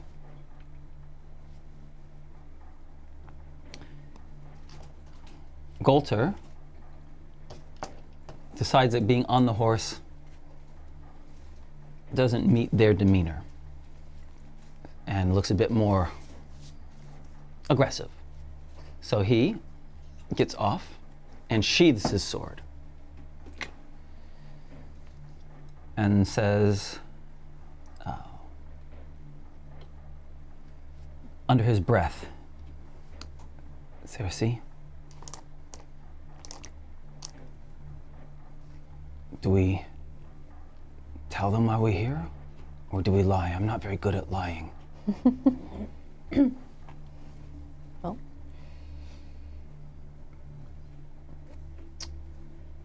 We tell the truth. I am Galter of the Darvi tribe. This is my new bride, Cerci.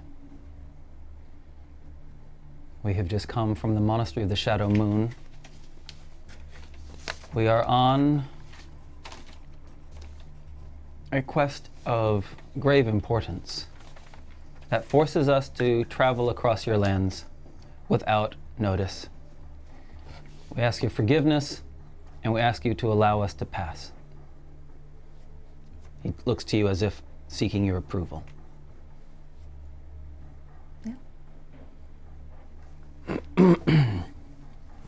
Brun said there was a woman with you a moment ago and she disappeared as by magic. Where is she now? Bring her out. I don't trust magic.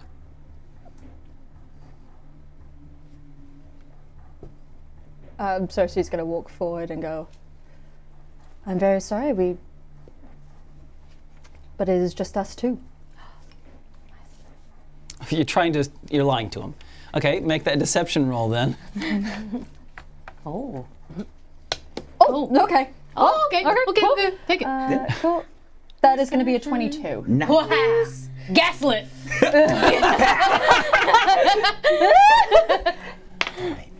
He looks around, trying to see signs of you, and you're very convincing. I mean,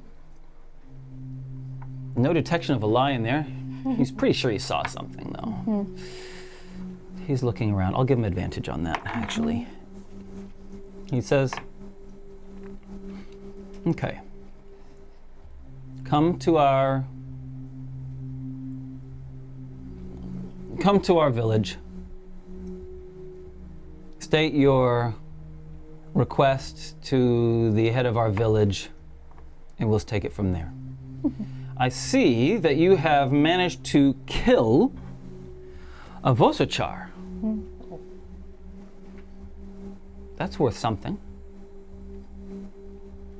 Cerci grabs Golta's arm and goes, he is a very, very strong warrior. Must be. Will you come with us? I see no reason not to. He then just bows and points for you to go past him and his men into the forest that he came out of. Golter puts his hand down. Oh, you've got your Shichar. Yeah. He gets back up on his horse, kicks his heels into the horse's flanks, clicks, and starts walking over. He's unsure about the strength of the water, so he attempts to have the horse jump over the creek. And does. Okay. And manages Oh, thank God, this body's not useless. to get it across. Yeah. Without, if everyone is everyone turning, like Yeah. facing the direction, everybody, I would like to take the scroll and drop it behind us Into and the just snow. into the snow and just keep walking. Okay, and you come up to the stream as well. Yeah. Okay, sleight of hand, please. Sleight of hand. Go. Oh, that is going to be a 4. Because I'm watching so intently, can I, when it drops, run to it and like lie on it? As if like, because I'm white, I'll pretend I'm snow. We will classify that in Dungeons & Dragons. They talk about helping, right? When Yeah, you yeah. help someone, you give them advantage. Okay, yeah. So you can make another roll. Oh yeah. Oh, Just yes, one. Well, that's one. please. Oh, that's a 14. Yes. You see this little cat go, pop, pop, pop, and then Looks like a little snowball. cover the squirrel on her body. This fluffy cat. Meanwhile, in the shadows of the trees, what is Feku doing? Feku observes, how much can he see? Can he see the dropping of the scroll, the little cat? Yeah. Pretty much sees all of that. Yeah, unfold. yeah. He was thinking the same thing as to grab the scroll, but he remains. Now he wants now to just remain within the shadows as he tails the entourage towards the village. Okay. And yeah, just to remain hidden for now. Okay. Nova quietly appears next to you, taking very slow steps so as not to crunch the snow too much. She kind of, as she steps, she kind of shifts her foot. So instead of compacting the snow, she kind of moves it aside with each foot. She's moving very slowly, but very quietly. And she whispers, she sees that you're starting to head off, and she says, "We're following?" With Feku, like he, with his years of training, he would have noticed her coming for towards the side. But it was as if he never really took mind of it. He knew that she was there. Feku says, "You're getting better at that, Nova. But yes, we follow." And then, yeah. And you two both need to make stealth rolls. Youth. Oh, +7. Let's go 16. And you guys start slowly moving through the snow on the outskirts of their group. Well, I was hoping that the scroll would be taken by someone. I'm just covering it for now. But what I can do as a druid, I guess, when I transform all my, like, the things just kind of, magic keeps it somewhere. So I'll have to undo my wild shape real quick. Oh, I want to see, like, make sure that they're away Okay. before I unwild shape to be a person, hold the scroll, and then go back into a cat. Okay. So that's my second wild That's shape. both already. wild shapes done. Wow. Just to have the scroll, and then I'll, I'll just be hopping because I'm assuming the snow is quite deep. So it's like, Yeah. it's like, oh, my little mittens. Oh. Cats walk really well in the snow, apparently, because their back legs follow the front legs in the snow, so they're not overstepping. They're just stepping in its own. Well, you footprint. heard. It must be true. It has to be true. Ronnie only speaks facts. I watch so- a lot of cat videos. No printer, just facts. And so, Golter, with Cerci, right behind are escorted through the forest. Once you enter, get out away from this clearing where the creek is and into the forest, not a lot of the snow reaches the ground because most of the snow is caught in the trees, right? So the snow, so the traveling is much faster. The smallest bit of snow melt has started to happen, which means the ground has a dampness to it. It's still nighttime. The moonlight only barely reaches through the dense pine forest cover. It also filters out all the wind, making it harder to sneek. Pine needles are notoriously noisy, which also means that everyone else's footfalls are also noisy, which makes it harder for them to hear. So in balance, it cancels each other out. And so, change of scene. And we come into a scene of, amidst the forest, a Song tribe village. Their tents have been set up in roughly a circle, just like is the custom throughout the plains. And like throughout the plains, in the middle is a large cooking fire that that multiple people will use. And it casts, as you're approaching, you can smell the smoke of the pine logs on it, casting that beautiful aroma through, and the smell of food. What type of food? What type of food? Well, there's some meat, but there's also some other things. But the smell of meat just seems to carry further, doesn't it? Usually in cooking. Well, Yum. Nagiisa will smell this as cat, and then cat will go, bleh. No. You know when those cats like they have a little lick of something and they're like, bleh. Yeah, just make that noise. Yes. Does being a cat kind of test your vegetarian? I think it does, but my will is so strong. I was raised vegetarian, and I will be vegetarian. Bleh. So one of the things I love about this is this whole episode today is because we split the party last week.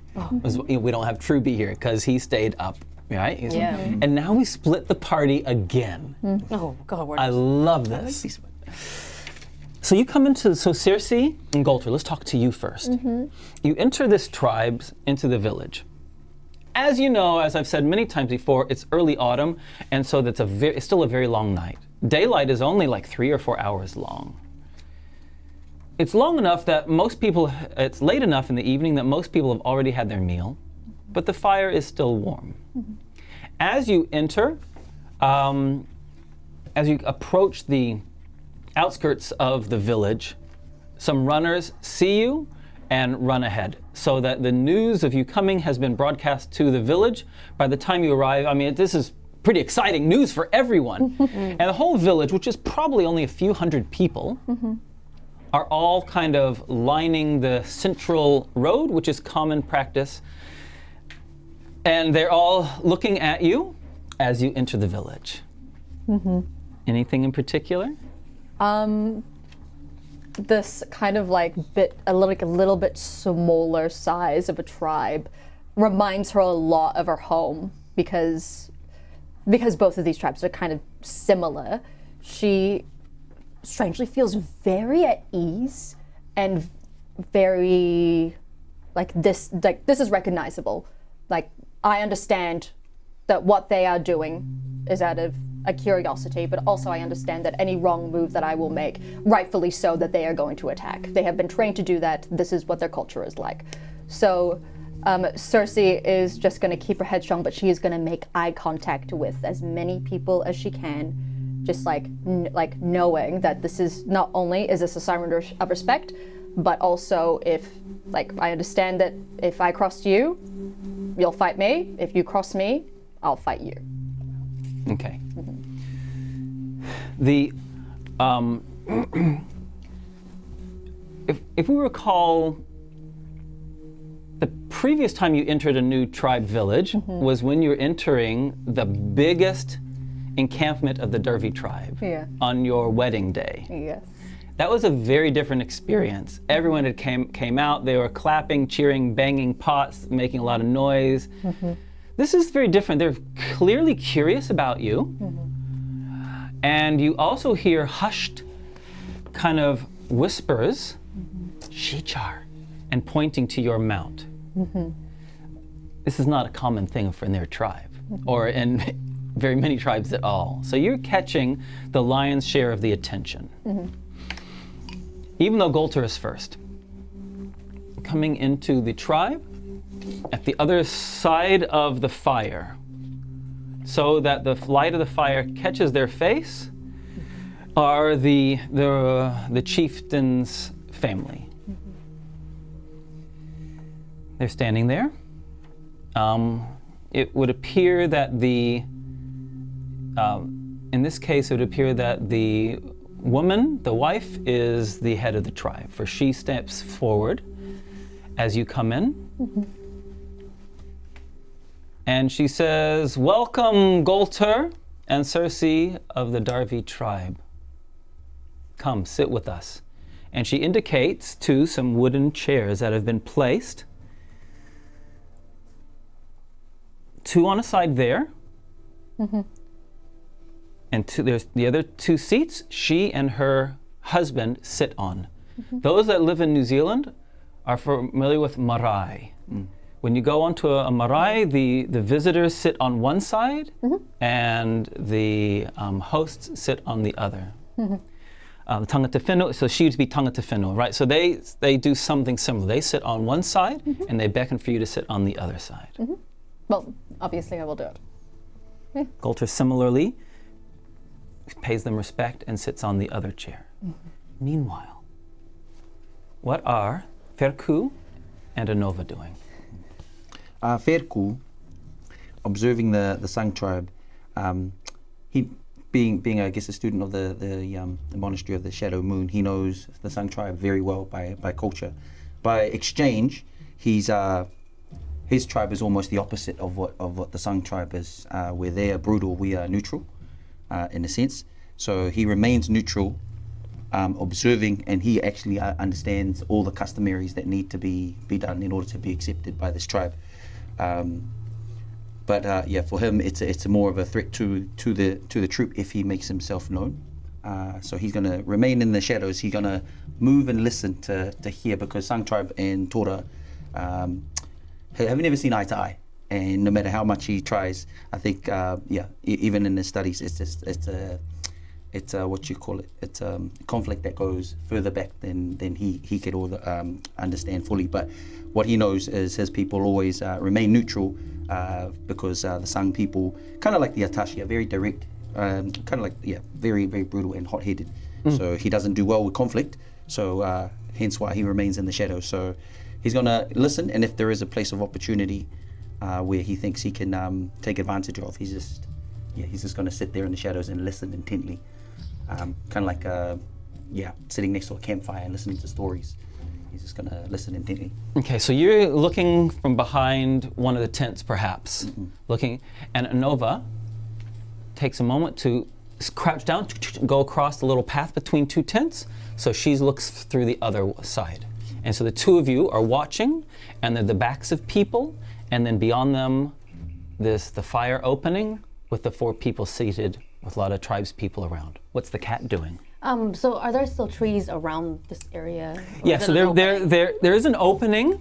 There's an opening, but the tents are placed, some in an opening, but many of them within the forest. Oh, okay.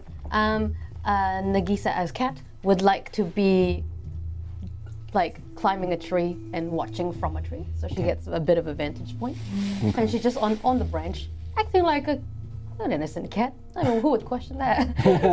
Right? And sometimes she'll meld and like look like, because the snow is like falling on the trees instead of the floor, she's still pretending that she's a puddle of snow. Love it. Like what's a pile of snow? We know what you meant. Yeah.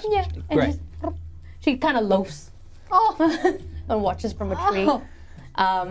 And I don't know, she'll try and get in touch with with Feku or Inova if the time calls for it. But she needs to study this because she doesn't understand this this ceremony. Yeah. Okay. The woman. The woman stands up. After all the customary exchanges have been given, she says, "I am Silotez. I am the head of this tribe. I hear from our scout Brun that," and she looks to Golter, "that you are on." He has said, related that you're on a mission of some importance which forces you to cross our lands. And that you hope that we will allow you safe passage. Yes, that is the truth. Well, then we need to know what the nature of this important mission is, don't we? Before we can decide whether or not to allow you safe passage. Mm-hmm. No, you are right. That is logical, and I would not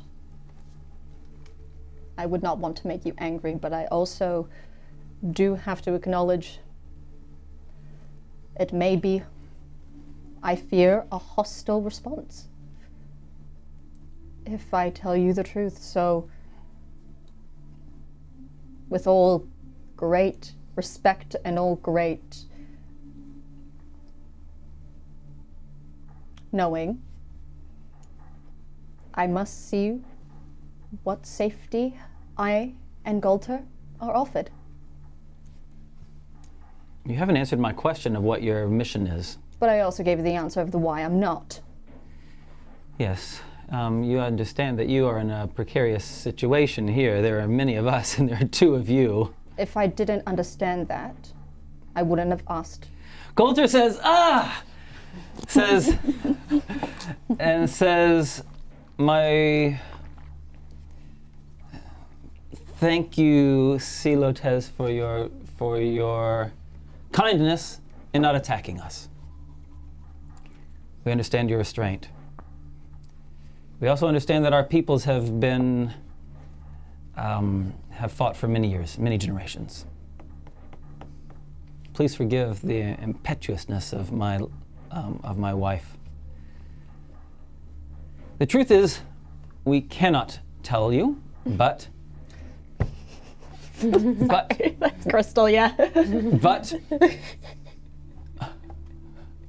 the truth is we cannot tell you, but know that if we are not allowed to pass, your own safety will at some time be compromised. Cerci doesn't say anything.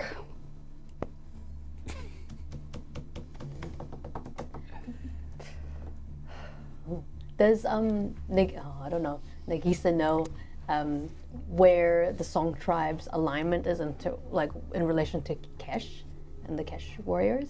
Well, I mean, unless you want to make a history roll, I can tell you the general stuff, but history roll might give you more additional information. All right, here we go. 14. Oh, look, no one likes Kesh. Okay. We all agree that no one likes Kesh. Kesh. Right? All the tribes? Yeah. Hating Kesh. But until now, if we look at the map again, sorry. So the Song tribe is on these forested hills, yeah?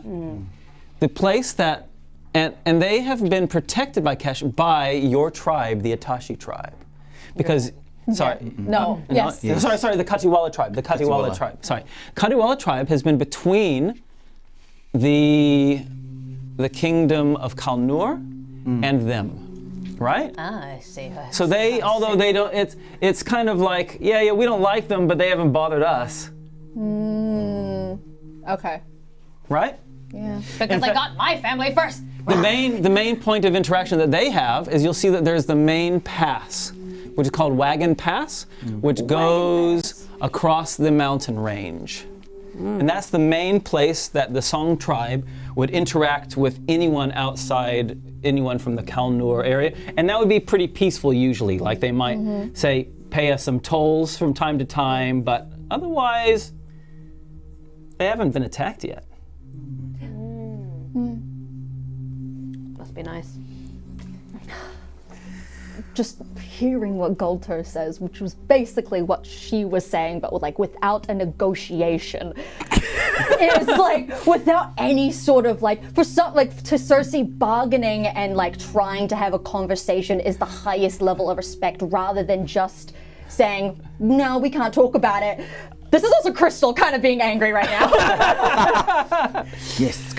And so that kind of just riles up Cerci, where like she literally feels her heart like start cracking, and she is like, I fear your alliance with Kalnour is mainly my thing. Our mission is against Kalnour, and I understand that we all hate Kesh.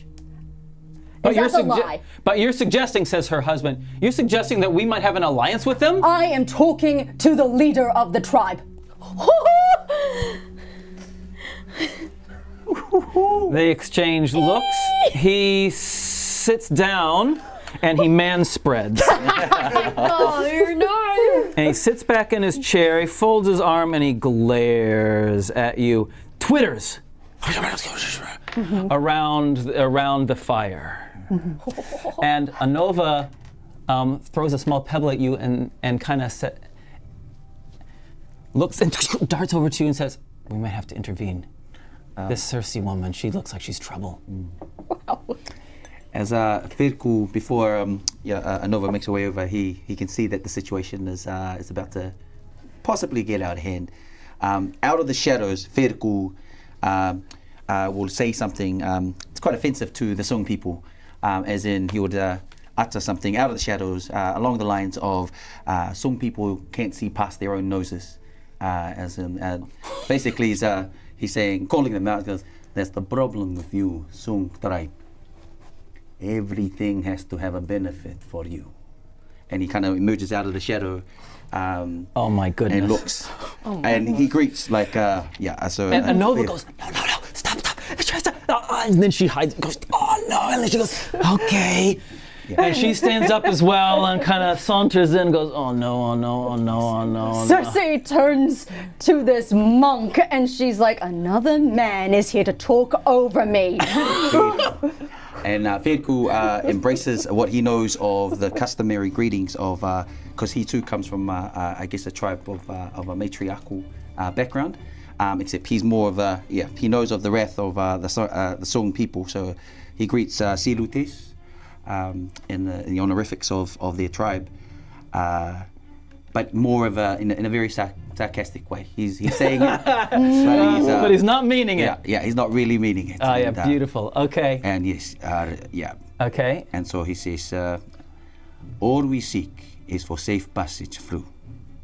If you can't give us that, then we could settle this the old way and take our own path. Nagiisa in the tree is like shaking her head, and her eyes are big, like she's watching like two mice fight each other, and she's like, oh god, oh no. And she's like standing up now, not hiding herself, so she's just standing and watching. They still can't see you. Yeah, but she is standing and watching. Cerci is still sat. Her body is still. She is completely frozen at the moment, but in that way of strength. Mm-hmm.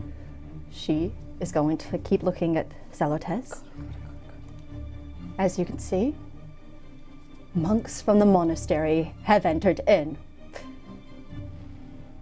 Our mission is one that relates to the monastery that is against Kesh. We are traveling with an important artifact towards the Davi tribe for safety. She looks at you. She looks at Golter. Golter nods. Looks at this very rude monk. Please know that I did not tell him to say that. And and says,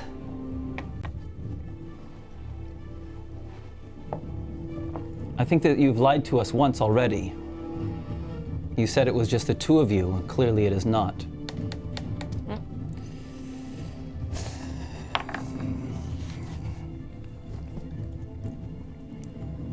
but I like your directness.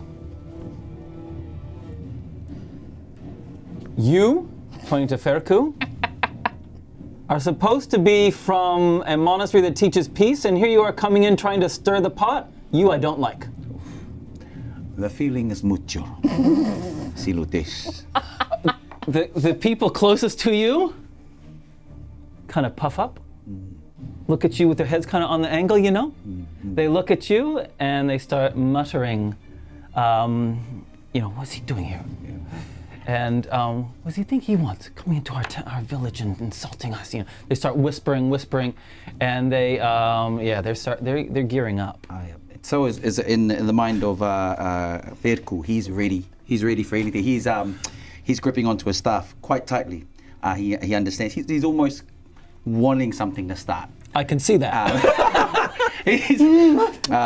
At the same time, he's just standing his ground. He's not going to let the Sung tribe see him any weaker than they look at him now. But he's just gripping very tightly onto it. And the minute anyone makes any move that seems threatening, he's ready to pounce. Yeah.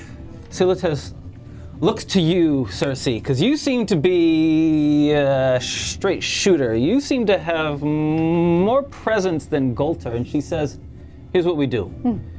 You and I talk in my tent. If you satisfy my fears, you live. If not, you and the monks all die. Agreed? That seems fair. Then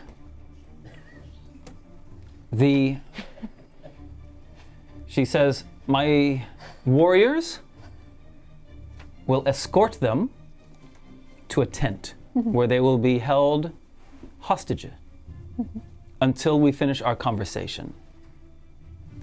If I do not like our conversation, they will be slain. Do we agree? Yes, we do. Yeah, Feku, how dark is it in this place? It's nighttime. I said it was. Feku, before he even hears that instruction, he's going to vanish back into the shadows. Whoosh. Okay, make that stealth roll. Oh, jeez. Oh, jeez. Oh, 15 oh, plus stealth of 7. That's 22. You step back into the shadows. They saw you. You were standing right in front of them, so you have advantage on their stealth, on their perception roll to see you. And you're gone. oh, jeez. I turn to Salates and go, if you can find him. And warriors approach Goltar and Anova. Anova says, I hope you know what you're doing, to Cerci, but allows herself. Goltar says, my love, my life is in your hands. And they are taken to a nearby tent. To herself, she goes, what a nonsense thing to say. Putting someone else's lives into someone else's hands. You have more agency than that. Get roasted. In the trees above.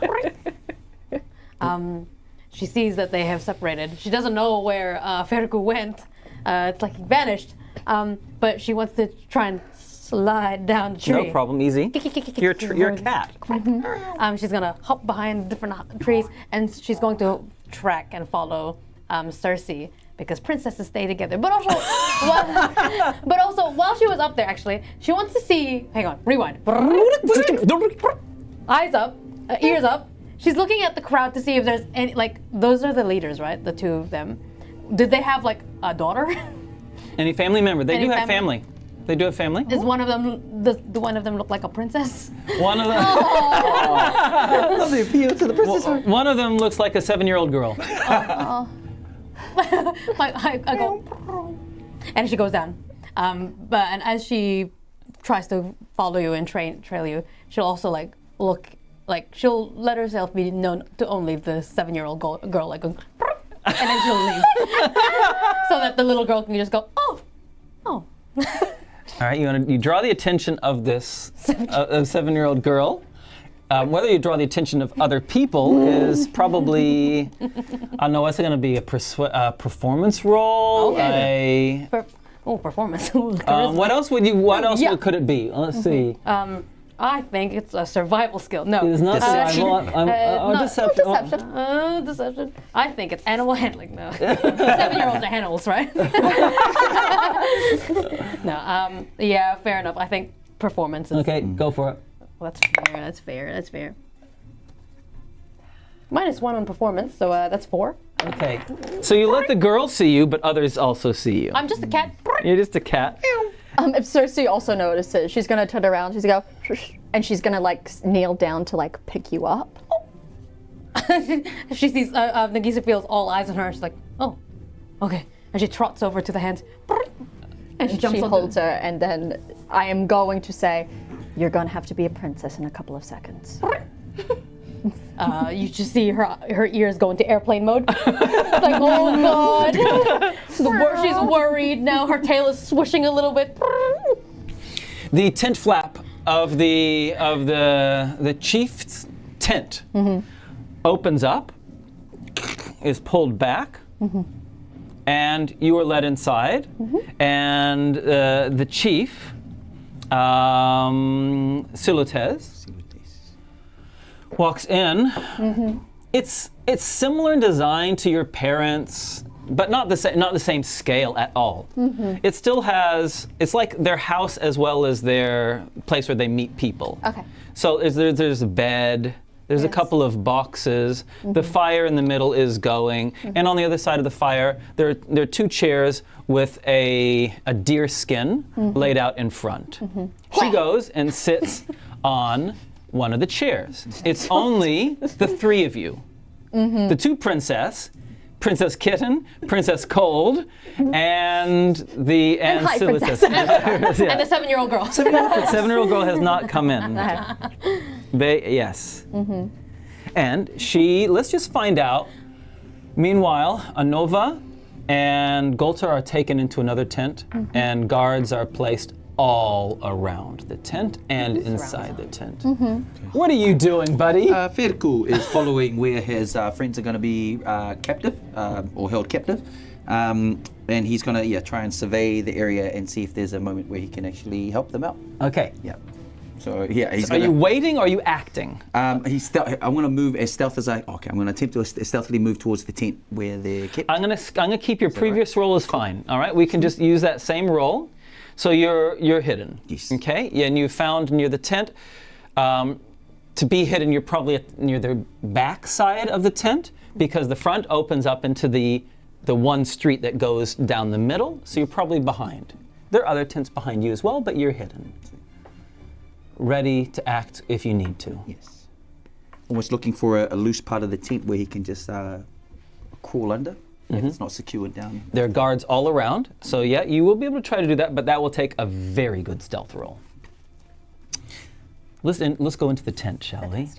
So she's sitting there. She's quite young for someone to be leading a tribe. She's probably only in her early 30s. She's. And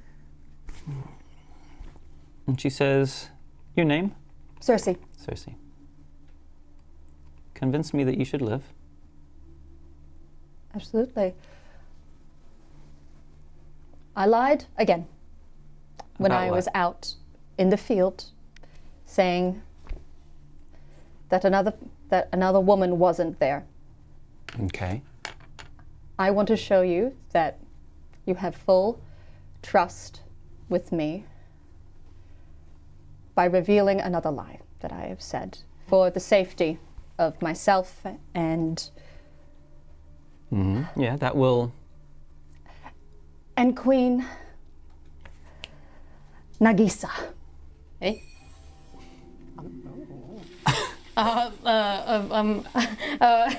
You know when cats start meowing, but it sounds like words, so she goes no no no no.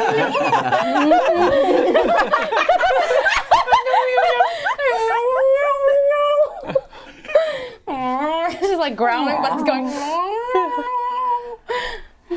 Nagiisa, I think it's time. Her eyes are huge. Like, you cannot see the irises. It's just pupil. He looks up and just, you see a little puff. She jumps off of your arms. And then she turns around. And then she's a full-grown woman with her tiara headpiece floating and things, bits of frost, like, it's like a bits of her magic, just like poof, poof. And she stands and with her staff. And she says, "Oh, I wish I didn't have to do this." Silutes stands up and says, and points to your headdress, and says, "Queen of the Atashi tribe." Queen. Natashi, no, Atashi. You are. Sorry, Kachiwala. I said the wrong tribe. I'm sorry, sorry. I'm going to rewind. She points to your headdress and says, "Queen of the Kachiwala tribe." Queen. There's no one above you. You are a queen. I mean, technically, because I am the only one to wear this, then yes. And you can see like roots are starting to fly out from her fingers and her hands and her wrists. She grabs her hand and goes, "We are 3 women who have come to see the destruction that Kalnour Kesh can bring to everyone. We have someone who was a neighbor to your tribe become an orphan." I've heard of this already. News has come through our region. I thought that you were dead. There was no news of any survivors, she says. My guardian and bodyguard was very helpful to get me out. We have a procedure when danger hits the tribe. So I escaped. But, Yes, well, I haven't seen it for myself, but news has reached me of the way the Kalnour troops are going through your lands and destroying all the villages and capturing as many of the char. What are your kind of char called again? Thrumchar? Thrumchar. Catching and slaughtering them for meat. Nagiisa didn't know that. And you can see her shoulders slump. Because she grew up with these Thrumchar, and many of them are her friends. They're like her tribe's like purpose sometimes is to take care of them and ensure that they live, because they were a dying species. So she's just filled with sadness. Do you know where they have taken the Thrumchar? We live on the edge of the Song tribe. It's a couple of days, a day's journey, and you can cross in a day to your territory if you take the river. But I haven't seen it with my own hands. I've just heard the rumors that your people have been destroyed, and the last of them are being rounded up and enslaved. That's what I've heard.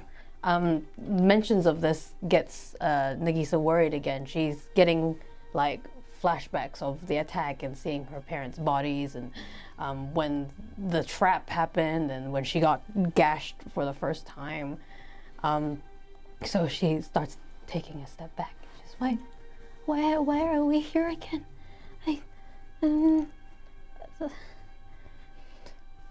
She backs into a corner even more. She's gonna look to you and go, "Just stay there." She stays. If you do not mind, no more talk of the Katawala tribe. I understand. Yes. I lay myself bare. Okay. It definitely gains some trust with me that you've shown your previous deception. Are there any other deceptions that you wish to show?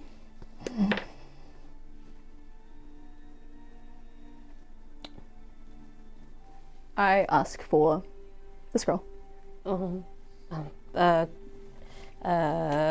Nagiisa finds it in her pouch, and she hands it over carefully and delicately. This is what we are. This is the artifact from the monastery to Darby that we are trying to travel with. I, unfortunately, cannot.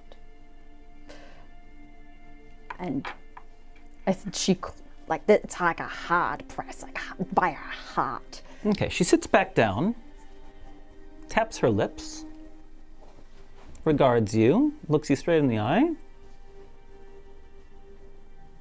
I don't recognize you from the Darby clan. I am a gift from the Yatashi. New bride. For alliance reason.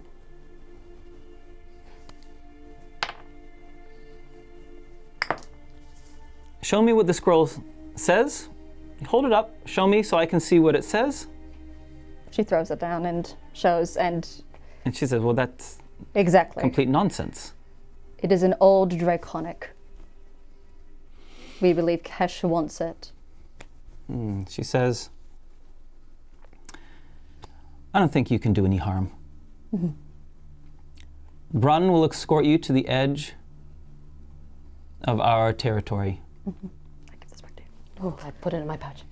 She gets out a piece of paper of her own, melts some wax on it, gets a ring out of a small box, puts the ring on. It's a signet ring. Puts her seal on it and writes something on it, folds it again, more wax on it, seals it again. Says, this will see you safely across our lands. Thank you. The men in your party seem to be morons. Nagiisa nods. Cerci nods. I mean no disrespect to your husband. Oh, no, it is fine. They were not our choices. The male monk is a tour guide of sorts. And Galter he's nice. He's my husband, I have to like him. He's... I used to only like my husband. Now, we tolerate each other more. Were you also in... He was. He was. How was that? Oh, It wasn't comfortable, to be honest. it's like a tea session. Get a room of women together.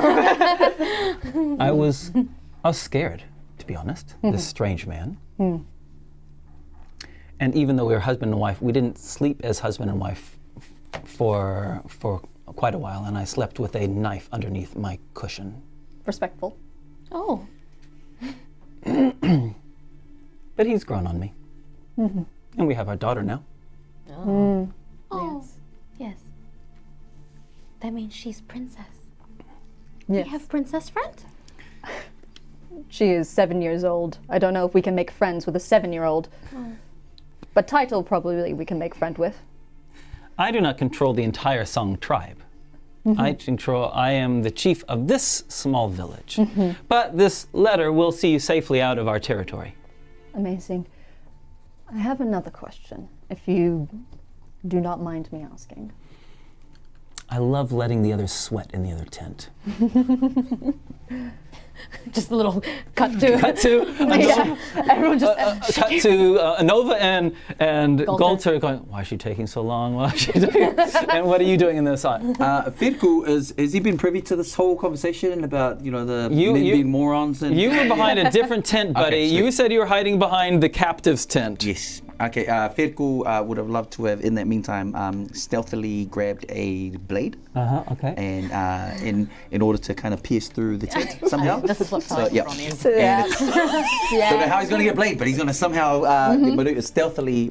Everyone retrieve who it. goes on the trail has a knife you go. for cutting what I up have. your salami or I That's don't. exactly what I have. I've got two. So, All right. Stealth roll first, because as I said, they have guards on the outside of the tent. So you're going to try to... So he's been observing their with I can't. inspiration. Have you used your inspiration? No, I haven't. I Okay, haven't. okay. You ready? Here's an inspiration. Please. How about an 8 plus my stealth of 7? Oh, Okay. 15. All right. Okay. Here comes their perception roll. Okay. You've been awesome. You've been on 100% so far. Yep. And 12. yes! 15, 12. Okay, so One of them needed to go on a bathroom break. That's why. Yeah. he timed it so well, maneuvered the knife from it, and then yes, using the stomping around, crunch, crunch, crunch, to kind of time his. Yeah. And then he's in there hoping to. And you go in. So if we show you, just briefly, now this just shows kind of the inside of how these kind of tents are made. They have a lattice of wood, Right. and then felt around the bottom. The best way to get in is to cut a small hole in the bottom, Yes. where the lattice meets the ground, and then to Shimmy your way in. shimmy your way in. Let's see if you do that quietly enough that the guards that I specifically said went in with them. Yes. But because the whole rustling or tying them to the post, that kind of thing, I'm like timing it because I'm so stealthy. Timing it and like, and also he's gonna cut along the wood line as well, so it doesn't look like there's a gaping hole. It just looks like a little flat. So smooth. Right All right, there here we with go. it. Let's Okay. go. No, Oh, it's okay. the same one. You got a 15, right? Yep. Here we go, Betty. Oh, look at that, 12. 7. Yeah! You are a lucky bug. Blessed. You come inside this tent, which is it's someone's home. But are there like drums? Are there like beds? There's beds. There's Yep. a couple of boxes. Sweet. There's like all the others. There's a fire, a circle of fire in the middle, which is lit, and above there's the hole.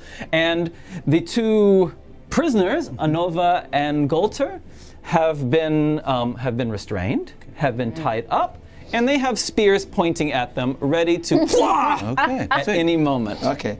So yes, Feku would have stealthily have moved and flattened himself to the floor behind any boxes, any beds where he could stealthily, and then kind of. He also brings out, because he carries a little sachet, a little pocket thingy, which turns out to be a mirror. So he's going to use that just to kind of tease around the corner and see if he can see how close he is to the center. I believe in the center. Look. Somewhere in the post. Yeah, you can be as close as you want to them. Sweet. Okay, you can go around the bed. I'm a shadow. You are a shadow. You're a shadow monk, buddy. You're awesome at this stuff. So imagine, like this. The tent is circular. Yeah. We've got the fire pit in the middle. There's the bed on one side with some boxes, and you just kind of climbed around them. And then there's the two people, the two hostages, and they have 1, 2, 3, 4 around them. Yeah. Just kind of. They can't see me at all. So as the fire flickers, I've said you stealth beautifully, buddy. thank you. So I'm flickering with the flames. I'm a shadow flicker. Let's Yep. see if Golter and Anova know you're there. Okay. Golter, he sees you. Yes. And his eyes come to the forward again, and he looks at Anova. And Anova goes, "What?" And Golter just kind of looks. Anova hasn't seen you, but Golter has. Cool. Am I still allowed to move? Or have Look, I- no, you just go for it. Come on. Okay, What sweet. you doing now? I want to get up behind the as stealthily as I can behind the two with the spears. Wheeled out my good old staff and stunning strike to their heads. If I can. Sneak What do I- attack! Okay, sneak attack. At advantage. 17 Plus. plus a. Am I adding acrobatics to You're, that? you're adding your all of your strikes are at +7. Please. You're okay, sweet. witnessing That's Ronnie. 24. Okay, this is just Ronnie. 24. Boom! My normal. First hits. This is how we play. Yeah. Okay? Okay. Yeah, your first hits. Yep. And also, yes, and then I'll like. You get 2 hits. You get 3 hits, buddy. And advantage the second one? Yeah, they're all at advantage. They don't know you're there. At advantage. Okay. 13 plus 7, 20, 20. 30, 20. Maybe. 16 plus 7, that's Okay, 23. second, boom, boosh. Okay, and then the last one has to be unarmed. So it used to be a kick or an elbow or a headbutt or something. I'm gonna, as I bar with my two staff, I'm gonna roundhouse kick, but like flip over as I like chin connect with someone's chin. Booyah! You gotta admit, he doesn't metagame. Like, No. he doesn't know anything. He doesn't know anything. about what we're doing. But he's going with this feeling. Yeah, he's Do going it. Roll. He's being really roll. true right now. yes, At I get that. advantage, but I want to get that. 18 plus 7. 25. Yo. all three hit. Yo. Boom, boom, boom. Ooh. Enough to knock them out though. Well, let's see. Each of them is a d6 plus 4. Okay, first one, d6 plus 4. 7. Ugh, he's hurt. Second one. 5. The first guy is unconscious. Your first two hits, bang, bang, knock out the other one, and then your unarmed strike. Yep. Your roundhouse kick. Go ahead. 2 plus 4, 6. Ugh! He's hurt. Golter then seizes his opportunity to jump over and go bam and headbutt. He doesn't have his hands. No. He's got his knees. Yep. He knees him in the privates. Sneak attack as well. So as I hit his chin, he's like, okay, vulnerable in the bottom. Oh yeah, he connects. Oh, maximum damage. The guy goes down and is out. 2 are down. Woo! Meanwhile, Can Feku kind of look at Golter just like really impressed with it without saying it, but he was really impressed with it. Anova goes, ah! Meanwhile, back in the other tent. Oh, yeah. Just, We are unaware. yeah. Just before we go back to my husband and the other monks. Yes. And please take no offense. When it comes down to it, will the Song tribe be aligned with Kalnour or Davi?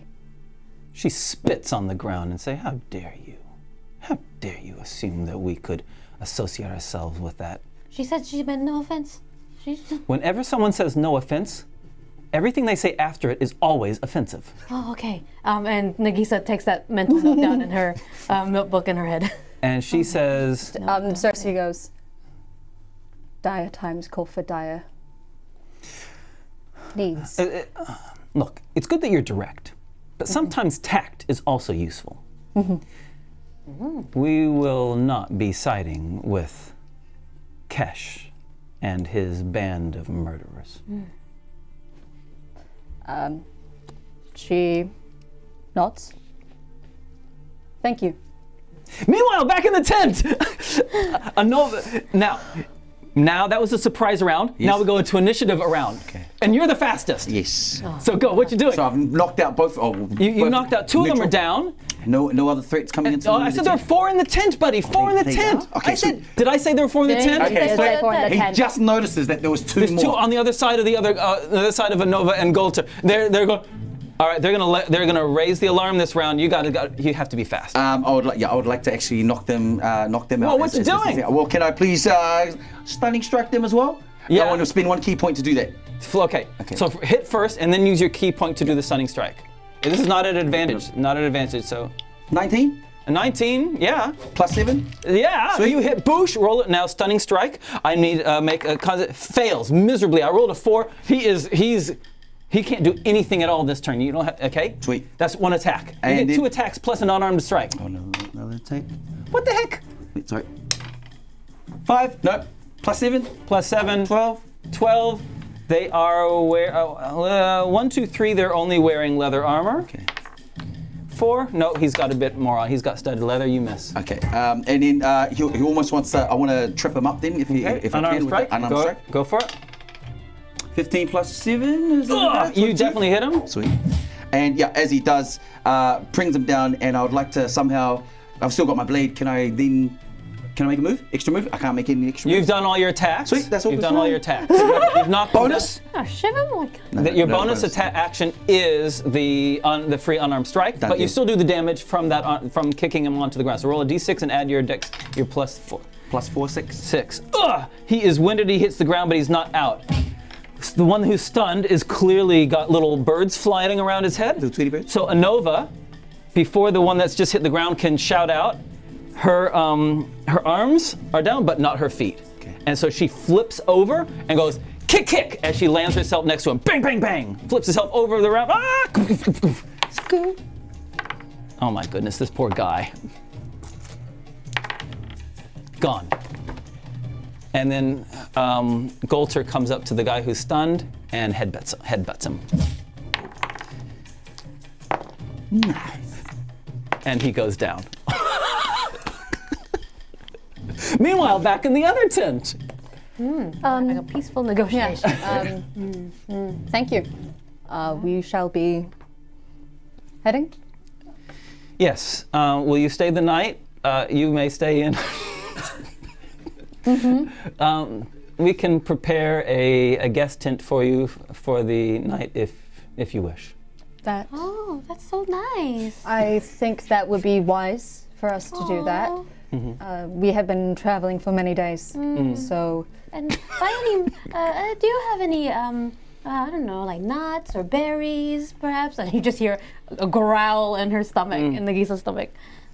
By any chance, I don't mean to pry or No, beg. she indicates over towards, over to the side, and there are a whole bunch of hazelnuts Oh, with a nutcracker oh, in a beautiful wooden bowl that has been stained red. oh. The hazelnuts are beautiful. She says, please. May I? Of course you can, okay. of course you can. And she goes over to the table and she's like having her back to them, and then she just like crack, crack, crack. she's not even using the nutcrackers. okay. And she says, yes, we'll organize a tent. Let's let those others sweat for a little bit longer. And she says, Brun, come in. Brun enters, and she says, set up, we'll need to house them. So there's there are five of you. Can we have one family to host Cerci and her husband Golter. And you may stay with us. Oh, And the two monks, I'm assuming they're monks, so they're celibate. So Brun, they can stay in another tent with another family. He says, as you wish. Meanwhile, back to the other tent. oh God. Things are going smashingly well. And unbeknownst to you, so Feku has now subdued all four, and he's trying to hastily release his friends. Yep, easy. And Golter says, are the negotiations going badly? Feku looks at him, what negotiation? and I'm just here to take you away from this Sung tribe. There's no use, what you call, negotiations or compromise. That word I hate. He claps you around the shoulder, lean forward. He goes, yes, I love us. Oh my God, I And hate like them he so says, much. he goes, by the way Man of the of moon, action. yes, by the way of the moonlight, I did not see Darvi have so much courage. We always were told that you were just too hot-headed and you don't make good decisions. But let's try. Let's try and get you out of here, right? Because Sung tribe, no way we leave here alive. I agree. Anova says, but how did the negotiations go? I am still not understanding what you mean by negotiations. I am here to negotiate your freedom. I deal like this because there's no Sung. How many times do I have to tell you? Sung tribe. No good. Just this way, and like almost wanting to head out. Yep. Which way? Through the door flap into the main street, or out through the hole that you've made? He's not thinking. He's just gonna naturally go towards She the door. pulls you, and she says, no. And we go it that way, right? Okay. Meanwhile, back in the other tent, let us go. Sorry. No, yeah, Nagiisa turns around and has a polite burp. Excuse me. And she says, "Okay, let's go. Let's get your companions, and we'll show them some hospitality." Aw. Thank you very much. And as you walk out, she says, "You've never been to the Song Tribe before? No, never. I hope that you will enjoy your stay here." Thank you. It actually reminds me a lot of my home tribe. Oh, Wonderful. I must admit it's a little quite different from my one, but I'm really pleasantly surprised. I'm so happy that you have taken us so nicely and you've been so hospitable despite the conditions of the world right now. Yes. Okay. Meanwhile, back in the other tent. Yes, Feku. Okay. We've slipped out of the tent now. Stealth rolls. Everyone stealth rolls, and he has disadvantage. Golter has disadvantage on his stealth there we roll. go. Of course. What'd you get? 19. mole on his plus eye. my stealth of 7. 26. 26. A Nova. She does not as good, but she still gets a solid 14. Disadvantage. Golter wearing his splint mail armor. Yeah, idiot. He goes crunch. He waits for you guys to give him a signal, and he goes out of the small hole, tries to squeeze through, He goes. and they're trying to escape. He just gets out. He's half the way out. They're trying to escape, and guards come around the small, part of the circumference of the tent. They come around, and meanwhile, you guys here on the other you're walking towards the tent. You hear a guard say, "They're trying to escape!" And Sulutez turns to you and says, "What betrayal is this?" Nope, that's the morons. And with that, we'll finish our episode. Yeah. That's what I run out the tent. Oh. And on that, we'll finish our episode for today.